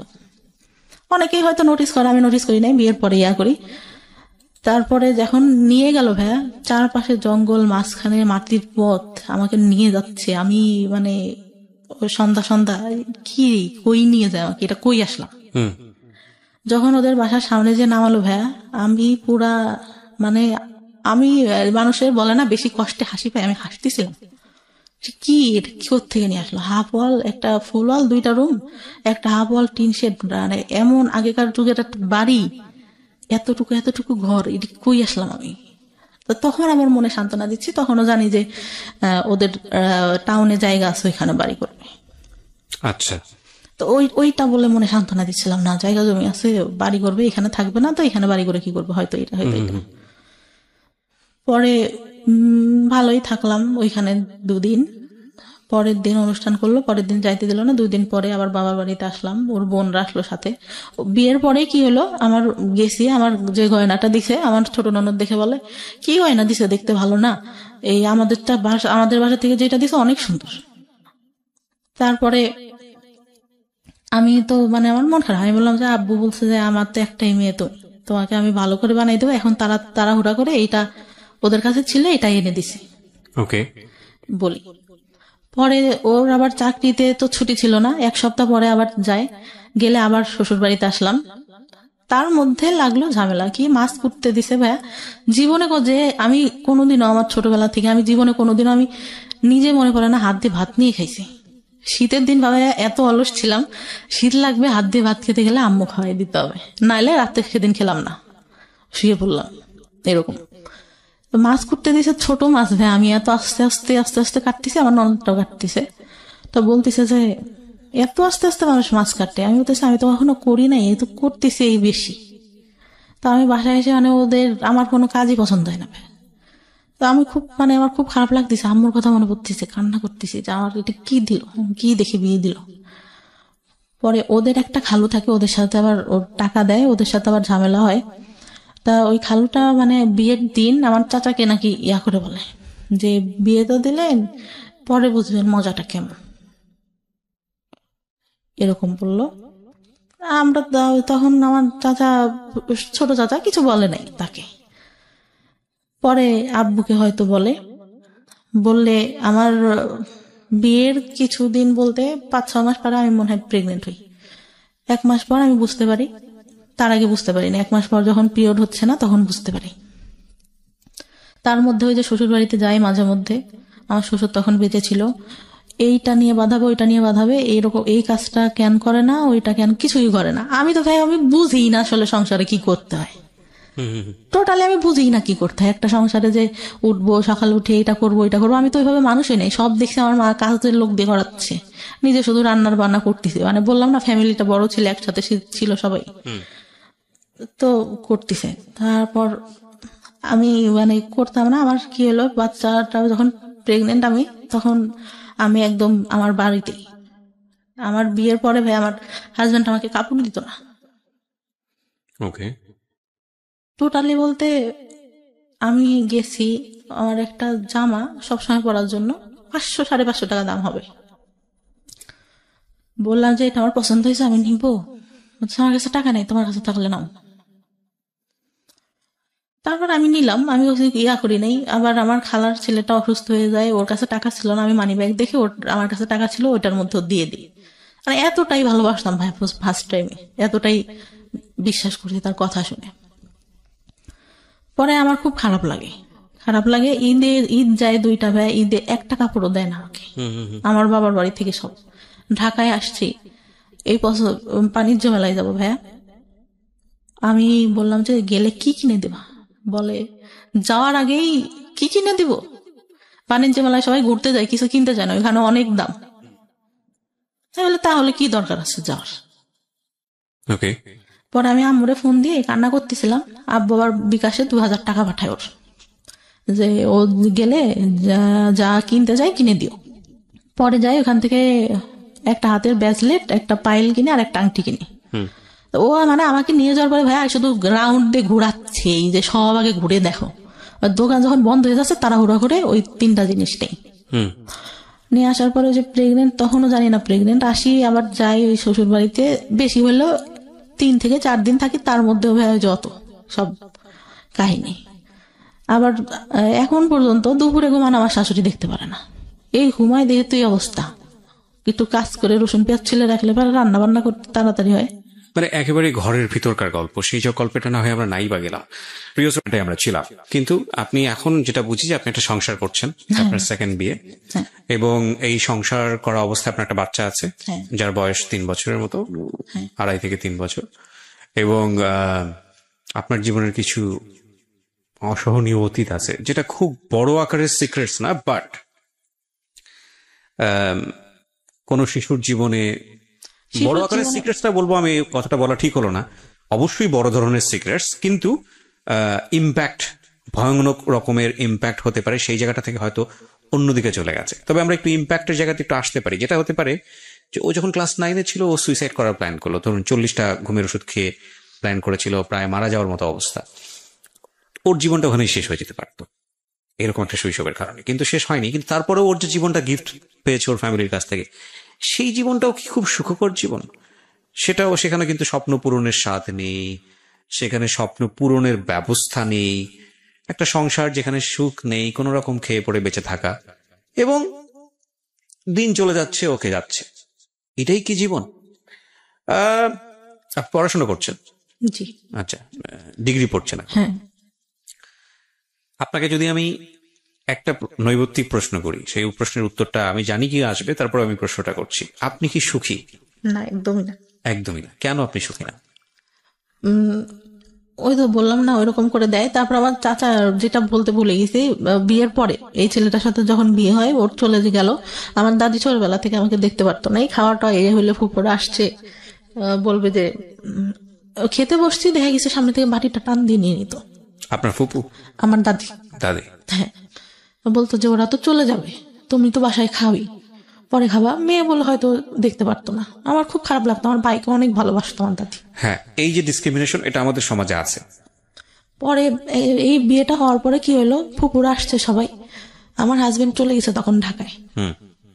আমি ঘুম থেকে উঠছি, আমার অনেক গলা ব্যথা, আমার টনসিলের প্রবলেম এখনো, মাঝে মধ্যে ফুলে টুলে যায় একদম, কথা বলতে সমস্যা হয়, কথা বলতে পারি না। তা খেতে গেছে, আমার ভাবি আমার ভাইকে অনেক ভালোবাসে আমার দাদি। আমি খেতে গেছি, মাংসর বাটিটা সামনে আছে, আমি ডাল নিয়ে মাংসটা নিতে গেছি, উনি কোত্থেকে এসে বাটিটা টান দিয়ে সামনে থেকে নিয়ে নিছে, মানে দড়িও নাই। আমি বলতেছে তুমি কি মাংস নিবা, তোমার ফুপুরা খাইছে, যাওয়ার সময় আবার খাবে। আমার খুব কষ্ট লাগে, তখন কষ্ট লাগে। আর আমি তখন বলি যে না থাক, খাবো না। পরে ভাত মানে গলা ব্যথা, তারপরে কষ্টে গলার মধ্যে যাচ্ছে না, যে বিয়ে হয়ে 2 দিন সময় পাইলো না, এর আগে থেকে এরকম করতো, এখনো এই ব্যবহারই। বিয়ের পরেও এটা করেছে আমার সারা দাদি? হ্যাঁ, বিয়ের পরে। আচ্ছা, না ঠিক আছে। পরে আমার ভাই কি বললো, ভাই কথাটাই আসে, আমার ভাই ছোটবেলা থেকে অনেক আদর করতো, যখন রিলেশন করতাম তখন একটু মানে ওর কাছে খারাপ লাগতো, বলতো ওর কাছে হয়তো কেউ, ও মানে একটু ব্যবহার মাঝে মধ্যে খারাপ করতো, কিন্তু ভালোবাসতো এমনিতে। ঢাকার থেকে যাচ্ছে, এটা নিচ্ছে ওইটা নিচ্ছে। ও বললো যে সংসার করে খাবি তোরা, তোদের মতো মেয়েরা সংসার করে খায়। ঠিক আছে, ছোট ছোট বিষয়গুলো খুবই কষ্টদায়ক। আমার মনে হয় মেয়েদের প্রতি আরো বেশি সহনশীল হওয়া উচিত, সেটা পরিবার থেকে হওয়া উচিত। বাবার জায়গাটা ভয়ানক রকম ভাবে মিসিং, এবং কিছু বিষয় আমরা আজকে এই অনুষ্ঠানে সচেতনভাবেই তুলে আনতে পারিনি, কারণ আমাদেরও একটা সীমাবদ্ধতা আছে। এক আর দুই নম্বর যেটা, সেটা হচ্ছে যে মা যে ধরনের ভূমিকায় থাকা উচিত ছিল সেটা তো অবশ্যই ছিল না। মানসিক বিকাশ বলতে যেটা বোঝায় এই মেয়েটির, সেটা হয়নি, এবং যে কারণে ওর জীবনে কিছু সিক্রেটস জন্ম নিয়েছে। সেটা হচ্ছে বিয়ের আগে এক ধরনের অনৈতিক সম্পর্কে জড়িয়ে যাওয়া, এবং সেটার রেজাল্টও ভালো না হওয়া। আপনি দেখেন ওর জীবনে কোনো বেস্ট কোম্পানি নেই। একটা ভালো বন্ধু, সেও খুব অল্প সময়ের জন্য, তারপরে সে নাই। যাকে সে লাভ করলো সেই ছেলেটাও তাকে নিতে পারলো না, ইজি হতে পারলো না, তাকে জীবনে রিসিভ করতে পারলো না। যাকে বিয়ে দেওয়া হলো সেটাও একটা ভুল ডিসিশন ছিল ফ্যামিলির, প্রথম বিয়েটা। দ্বিতীয় বিয়েটার ক্ষেত্রে সেটাও হুটহাট করেই বলা চলে, যেই সংসার সে করছে। ইন দ্য মিন টাইম যেই অনৈতিক যে সম্পর্কগুলো তার জীবনে এসছে, সেখানে তার প্রপার এডুকেশনের অভাব ছিল। সবকিছু মিলিয়ে একটা ভজকট জীবন।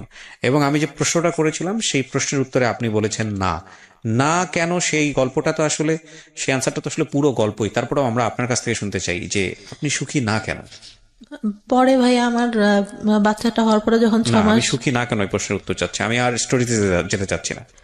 সুখী না কারণ আমি কাজ করি এখন যতটুকু পারি, তারপরেও আমার শাশুড়ি এইটাই ভাবে রান্না করে খায় না, এটাই আমি জানি ধরেন রান্না করে আপনার খায়। দৈনন্দিন জীবনে অনেক ধরনের প্রবলেম আছে, সে হ্যাঁ। কারণে আপনি অসুখী, কিন্তু আপনার জীবনের কি কোনো স্বপ্ন ছিল? হ্যাঁ ভাইয়া, কি স্বপ্ন ছিল?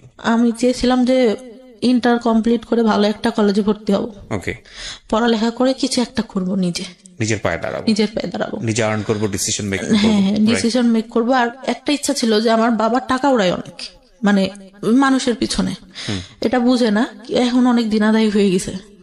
আমি চাই, আমার ভাই বিয়ে করছে, সে এখন টাকা পয়সা দেয় না, আরো পারলে বাবার থেকে উল্টা নেয়। আমি চাই তার দেনাদায়িটা শোধ করতে। মানে আমার আপনি চাইতেন? আমি চাইতাম। বাবাদের ভুল এইসব জায়গাতেই। এবং হয়তো আপনার মেয়েটা যদি আজকে সেই রকম নিজের পায়ে দাঁড়াতো, তাহলে হয়তো আপনারই জন্য উপকার হতো। এবং আমাদের আমি সবসময় যে কথাটা বলি, সবসময়ই বলি, এই গল্পগুলোর সাম আপ একটা জায়গায় এসে দাঁড়িয়ে যায়। Never sacrifice two things in your life. Number 1 is education and number 2 is your career. এই দুটো জিনিস স্যাক্রিফাইস করলে এগুলো কখনো জীবনের রিটার্ন আসে না। বাকি জিনিসগুলো রিটার্ন আসে, কোনো না কোনো ভাবে আমাদের সামনে ঘুরে ফিরে চলে আসে। হ্যাঁ, এখন সেই জায়গাটায় তো অবশ্যই আমি মাকে হারালে তো আপনি মাকে ফিরে পাবেন না, বউকে হারালে বউ পাবেন, হ্যাঁ এটা বলাই যায়। কিন্তু গার্লফ্রেন্ড গেলে জীবনে গার্লফ্রেন্ড আসবে, বয়ফ্রেন্ড গেলে বয়ফ্রেন্ড আসবে। একটা মানুষ জীবন থেকে চলে গেলে তার রিপ্লেসমেন্ট হয়তো অন্য একজন মানুষ হবে, এটা হয়। হ্যাঁ, এখন আমরা যখন লাভ করি তখন আলটিমেটলি এটাই চিন্তা করি যে না, তাকে ছাড়া আমার জীবন বৃথা। আমাদের লাভের স্টাইলটাই এরকম, ধরনটাই এরকম, আমরা অন্য কোনো কিছু চিন্তা করতে পারি না। লাভ সবসময় যখন হয় তখন একদম ব্লাইন্ডলি ডিপোজিট হয় সেই জায়গাটাতে। সো ওইটা নিয়ে আমরা, কিন্তু মজার বিষয় হচ্ছে যখন জীবন থেকে ওটা সরে যায় এবং জীবনে যখন সেকেন্ড আর একটা মানুষ আসে, তখন একটা পর্যায়ে গিয়ে মনে হয় কতটা বোকা ছিলাম, কতটা হাস্যকর ছিল এই সময়গুলো, কত না বড় ভুল করেছি। কিন্তু সিচুয়েশনের থেকে সেটা বোঝা যায় না। তো যাই হোক, আমি যে কথাটা বলছিলাম যে জীবনে আসলে এই দুটো জিনিস স্যাক্রিফাইস করলে এই দুটো জিনিস আর কখনো রিটার্ন আসে না, এবং তখন জীবনটা খুব দুর্বিষহ হয়ে ওঠে। কি ছেলে কি মেয়ে, প্রত্যেকেরই স্বাধীনভাবে বাঁচার ক্ষমতা আছে, এবং প্রত্যেকেরই নিজস্ব চিন্তায় বড় হওয়ার সুযোগ আছে। ধরুন, কেন এই দুটো জিনিসের কথা বলি। এই মেয়েটি তার সংসার জীবনে সুখী না, এই মেয়েটি তার পারিবারিক জীবনে সুখী না, এই মেয়েটির একটা বাচ্চা আছে। এই মেয়েটির যদি অন্তত ডিসিশন মেক করার ক্ষমতা থাকতো, যে পৃথিবীর কোনো জায়গা থেকে সে সুখী না, কিন্তু তার ডিসিশন মেক করার একটা ক্ষমতা আছে, অন্তত ওই জায়গাটা সে সুখী হতে পারতো। আর ডিসিশন মেক করার ক্ষমতা তখনই থাকে যখন একটা মানুষ আর্ন করে, যখন একটা মানুষের আয় করার ক্যাপাসিটি থাকে। যে মানুষটার আয় করার ক্যাপাসিটি থাকে না, সে মানুষটার ডিসিশন মেকিং করার ক্ষমতা থাকে না। সুতরাং পৃথিবীর সমস্ত জায়গা থেকে যদি আপনি বঞ্চিত হন, হ্যাপিনেসের জায়গাটা থেকে, আর্ন যদি আপনি করেন, পয়সা রোজগার যদি আপনি করেন, আপনার যদি একটা জব থাকে বা অন্য কোনো যে কোনো বৈধ উপায় আপনি যদি অর্জন করেন, সেক্ষেত্রে আপনার অন্তত একটা হ্যাপিনেস থাকবেই থাকবে। So never ever sacrifice your career, and education না থাকলে ক্যারিয়ার আসবে না। সচরাচর আমরা সেটাই দেখি, ব্যতিক্রম অনেক আছে। তো এডুকেশনও আসলে স্যাক্রিফাইস করা উচিত না। এডুকেশনের স্যাক্রিফাইসনেসটা নিজের জীবনটাকে অনেকখানি দুর্বিষহ করে তোলে। এই মেয়েটির ক্ষেত্রে যেটা হয়েছে এডুকেশনের ক্ষেত্রে, সেটা পারিবারিক ভুল এবং তার নিজেরও অনেকখানি ইচ্ছার অভাব ছিল। একটা সময় তার মনে হয়েছে যে পড়াশোনা করে কি বা হবে, সে যেটা দেখেছে। এবং সবকিছু মিলিয়েই এইরকম জীবন, সমাপ্তির মতো জীবন বাংলাদেশের অনেক মেয়ের আছে, অসংখ্য মেয়ের আছে। কিন্তু একটা কথা হচ্ছে যে আমরা আসলে সুন্দর দিনের স্বপ্ন দেখি, আমরা আগামীকাল নিয়ে পজিটিভ ভাবতে চাই, আমরা বেঁচে থাকি ভালো কিছুর জন্য, আমরা প্রতি মুহূর্তে স্বপ্ন দেখি আমাদের জীবনটা অনেক সুন্দর হবে। যে কারণেই আমরা বেঁচে থাকি, আমরা বিশ্বাস করি সৃষ্টিকর্তাতে এবং একই সাথে আমরা বিশ্বাস করি আমাদের ভাগ্যে ভালো কিছু অপেক্ষা করছে। যে কারণেই সমাপ্তিরা এত স্যাক্রিফাইস করেও তাদের সন্তানদের মানুষ করেন এবং ভবিষ্যতের আশায় বসে থাকেন। ওনার একটা সুখের জায়গা অন্তত আছে, সেটা হচ্ছে ওনার সন্তান। উনি ওনার সন্তানের কাছ থেকে ভালো কিছু আশা করেন। আপনার যদি একটা মেয়ে হয়, আমি একটু প্রশ্নটা করে আজকের অনুষ্ঠানটা শেষ করে দিই। আপনার যদি একটা মেয়ে হয়, আপনি আপনার মেয়েটাকে আপনি কিভাবে বড় করবেন? আমার ভাইয়া মেয়ে। ও আপনার মেয়ে? আচ্ছা, ওর বয়স কত? 3 বছর? 3 বছর। ও, তো আপনার এই প্রবলেমগুলা যেগুলো আপনি ফেস করছেন, এখন আপনি তো বোঝেন যে আসলে কোথা থেকে কি হতে পারে। তো এই বিষয়গুলোকে আপনি ওর দিকে খেয়াল রাখেন? সব সময় ভাই, সব সময়। এই যে যেরকম আমার ও বাবা বা ওই এখনই বুঝাই যে এটা তুমি এইটা করতেছ আম্মু, এটা যদি কেউ ইয়া করে তুমি আমাকে কিন্তু বলবা, শারীরিক যেটা ইয়া ওটা, এটা কিন্তু সেনসিটিভ। আর ও মানে এত বিশ্বাস করবেন না, এত বুদ্ধি ওর মাথায়। আমি যদি একটু কান্না করি ভাইয়া, মা তোমার কি হয়েছে, বিউটিফুল। আমি চাই আপনার মেয়েকে আপনি ভালো শিক্ষায় শিক্ষিত করেন এবং তাকে আমি মেন্টালি সাপোর্ট দিব ভাই, সব দিক থেকে, সব দিক থেকে। ওর বাবা না দিতে পারলে আমি যেটা আমার হাজবেন্ড এখন পর্যন্ত ভাই আমার একটা এটা বলা খুব দরকার, হাত খরচ দেয় না। আমার বাচ্চা পেটে আসে, তারপরে ফার্স্ট আমার গায়ে হাত তোলে। আমি জানি ভেতরে যদি ঢুকি তাহলে আরো অনেক কিছু বের হবে যেগুলো হয়তো সহ্য করার মতো না, কিন্তু তারপরেও সেই মানুষটাই আপনার মানুষ এবং তার সাথে আপনি সংসার করছেন। হয়তো ভবিষ্যতে সবকিছু ঠিক হয়ে যাবে। সবকিছু ঠিক হওয়া সম্ভব বলে আমার মনে হয় না, কারণ সে এখনো ফেসবুকে এত মেয়ের সাথে কথা বলে। আইডিয়া আছে আপনার কোনো ফেসবুক আছে? হ্যাঁ, আমার ফেসবুক আছে। সো আপনি ওটাতে তাকে মনিটর করেন? না না, আচ্ছা, আমি কিন্তু সে এসে ইয়া করতেছে, কথা বলতেছে, রেখে দিছে, আমি দেখতে গেছি অনেক মেয়ের সাথে। আমি আপনাকে একটা প্রশ্ন করি, প্রসঙ্গটা অন্যদিকে চলে যাচ্ছে। যে মানুষটা আপনাকে ভালোবাসে না, যে মানুষটা আপনাকে সময় দেয় না, বা আপনি তাকে যেভাবে চাচ্ছেন সেভাবে তাকে পান না, সেই মানুষটা 8-10 জন মানুষের সাথে কি করলো না করলো সেটা দিয়ে আপনার কি লাভ? আগে প্রথম অনেক খারাপ লাগতো ভাইয়া, প্রথম অনেক খারাপ লাগতো। এখন মানে দেখেও বলতে গেলে অনেক মারতো। আচ্ছা, অনেক মারতো। আমার শ্বশুর বললাম মারা যায়, আমার মেয়েটা যখন 6 মাস বয়স, তখন আমার মা আমার সঙ্গে যায়, আমার শাশুড়িরা সব আমার মায়ের দিয়ে এটা করেন, তো আপা ওইটা করেন, তো আমার ননদরা। লাইফে না সবকিছু চুক্তি দিয়ে হয় না। আপনি যে ঘটনাগুলোর মধ্যে যাচ্ছেন, ছোট ছোট ঘটনার মধ্যে আমি আর যাচ্ছি না। আমি এখনো পজিটিভ ভাবতে চাই, যেহেতু আমি আমার হাজবেন্ডের গায়ে হাত তুলে একটা পর্যায়ে এইটা। ঠিক আছে, আমি জানি আপনার জীবনে হয়তো আরো বেশ কিছু সিক্রেটস আছে। আপনি এটা যেটা হয়েছে আপনার কাছে গায়ে কন্টিনিউ হাত তুলতে হয়তো একটা সময় আপনি গিয়ে। আমি ওই জন্য তুলি না, আমার মায়ের জন্য। আমার বাসায় আমার মা আসে, আমার মেয়েটা তখন ছোট, ও অফিস থেকে এসে কন্টিনিউয়াসলি এটা দেন তো ওইটা দেন তো বলে। আমি বলি যে তুমি এরকম বলো দেখেই তো তোমার বাসায় আমার মা গেছিল, তোমার মারাও বলে। সে একটা পর্যায়ে উঠে আসলে বললো যে তুই দিলি না কেন আমি আসার পর। এটা দেন তো ওটা দেন তো বলতে আম্মুকে বলতো, মানে যৌতুকের ব্যাপারে? না না না, তাহলে ওই পানি দান তো আম্মু, ওইটা খাওয়া, ওইটা টানেন তো আম্মু, এরকম বলতো। আমার খারাপ লাগতো, কিরা আমি আসি আমার মাকে কেন বলে। ও বলতে পারে যে আপনি একটু বাবুকে ধরেন, ওইটা আমাকে সেটা দিক। যাই হোক, আমি সংসারের বিষয়গুলো দিতে চাচ্ছি না। আমি যেটা বুঝি যে আপনি কমপ্লিটলি নট হ্যাপি, কিন্তু এই মানুষটাই ধরেন একটা সময় গেলে সৃষ্টিকর্তা চাইলে হয়তো আপনার সবচেয়ে কাছের মানুষ হয়ে যাবেন, মনের মানুষ হয়ে যাবেন। হয়তো থিঙ্ক পজিটিভ, পজিটিভ চিন্তা করাটাই বেটার। যেহেতু আপনার সে হাজবেন্ড, কারণ আগে যত সমস্যা হতো এখন আগের থেকে অনেক কমছে। সে একটু মানে বলতে গেলে লোভী টাইপের। ঠিক আছে, থাক। আপনি ধরেন যেহেতু আপনার সঙ্গে সংসার করছেন, তাকে নিয়ে নেগেটিভ না বলাটাই বেটার। আপনি যেটা বুঝি যে আপনি হোপ ফর দ্য বেস্ট, আর দিন শেষে কিন্তু সে আপনার সন্তানের পিতা, তাই না? এবং একটা সন্তানের ক্ষেত্রে বাবা মায়ের সম্পর্কটা যেমনই হোক না কেন, এই দুজন মানুষের প্রয়োজন অনেক বেশি, অনেক বেশি। সো এই জায়গাটায় বাবা এবং মাকে অনেক বেশি স্যাক্রিফাইস করতে হয়, এবং এই ধরনের স্টোরি আমরা আমাদের রেডিওতে বহুত দেখেছি। যতটা সম্ভব স্যাক্রিফাইস করে যাচ্ছি এখন। আগে তো বুঝতাম না ভাই, ফার্স্ট টাইমে ছোট ছিলাম, অনেক কষ্ট, মানে কষ্ট। আপনার লাইফের জায়গাটাতে অনেক বেশি স্যাক্রিফাইসের ব্যাপার আছে। সো আমি আসলে ওই জায়গাটাই কনক্লুশন টানতে চাই যে আপনার সন্তান আপনি যেই ধরনের পরিবেশের মধ্য দিয়ে বড় হয়েছেন, যেটা আপনার লাইফে খুব নেগেটিভলি ইফেক্ট করেছে, সেটা থেকে সেফ থাকবে, কারণ আপনার এক্সপিরিয়েন্সের জন্য। এই জায়গাটাই টানতে চাই হচ্ছে আমার যারা লিসনার তাদের কাছে। দেখুন, গল্পের বিন্যাসে সেই ধরনের কোনো রোম্যান্স নাই, সেই ধরনের কোনো রোমাঞ্চকর ব্যাপার নাই, সেই ধরনের কোনো শিহরিত হওয়ার ব্যাপার নাই, এবং আজকের যে গল্পের বলার ধরন, সেখানে সেই ধরনের আপস অ্যান্ড ডাউন তন্ময় হয়ে শোনার মতো হয়তো তেমন কোনো বিষয় নাই, কিন্তু একটা শিক্ষার জায়গা আছে, চমৎকার একটা শিক্ষার জায়গা। ওনার জীবনের কিছু ভুল, কিছু অপরাধের জন্ম হয়েছে ওনার খুব অতীত অভিজ্ঞতার কারণে, এবং একই সাথে ওনার দ্বারা অনেক ভালো কিছু করা সম্ভব ছিল, সেটা হয়নি। সেটা সাফারার ওনার ফ্যামিলি, উনি নিজে, এবং ওনার ফ্যামিলি অফকোর্স, ওনার বাবা মা তো অবশ্যই সাফারার। তো আপনারা যারা শুনলেন, তারা যেন ওনার মতো করে ভুলগুলো না করেন, বা তারা যেন তাদের মেয়েকে প্রপারলি বড় করেন। এই যে বেসিক নিড, যেগুলো শিশুকে কি পরিবেশে বড় করলে সে কোনো সেক্সুয়াল অ্যাবিউজের শিকার হবে না, শিশুকে কি পরিবেশে বড় করলে তার যে বেসিক নিডগুলো, তার যে শারীরিক পরিবর্তন, বয়ঃসন্ধিকালের যে বিষয়গুলো, সেগুলোকে খুব স্বাভাবিকভাবেই সে নিতে শিখবে।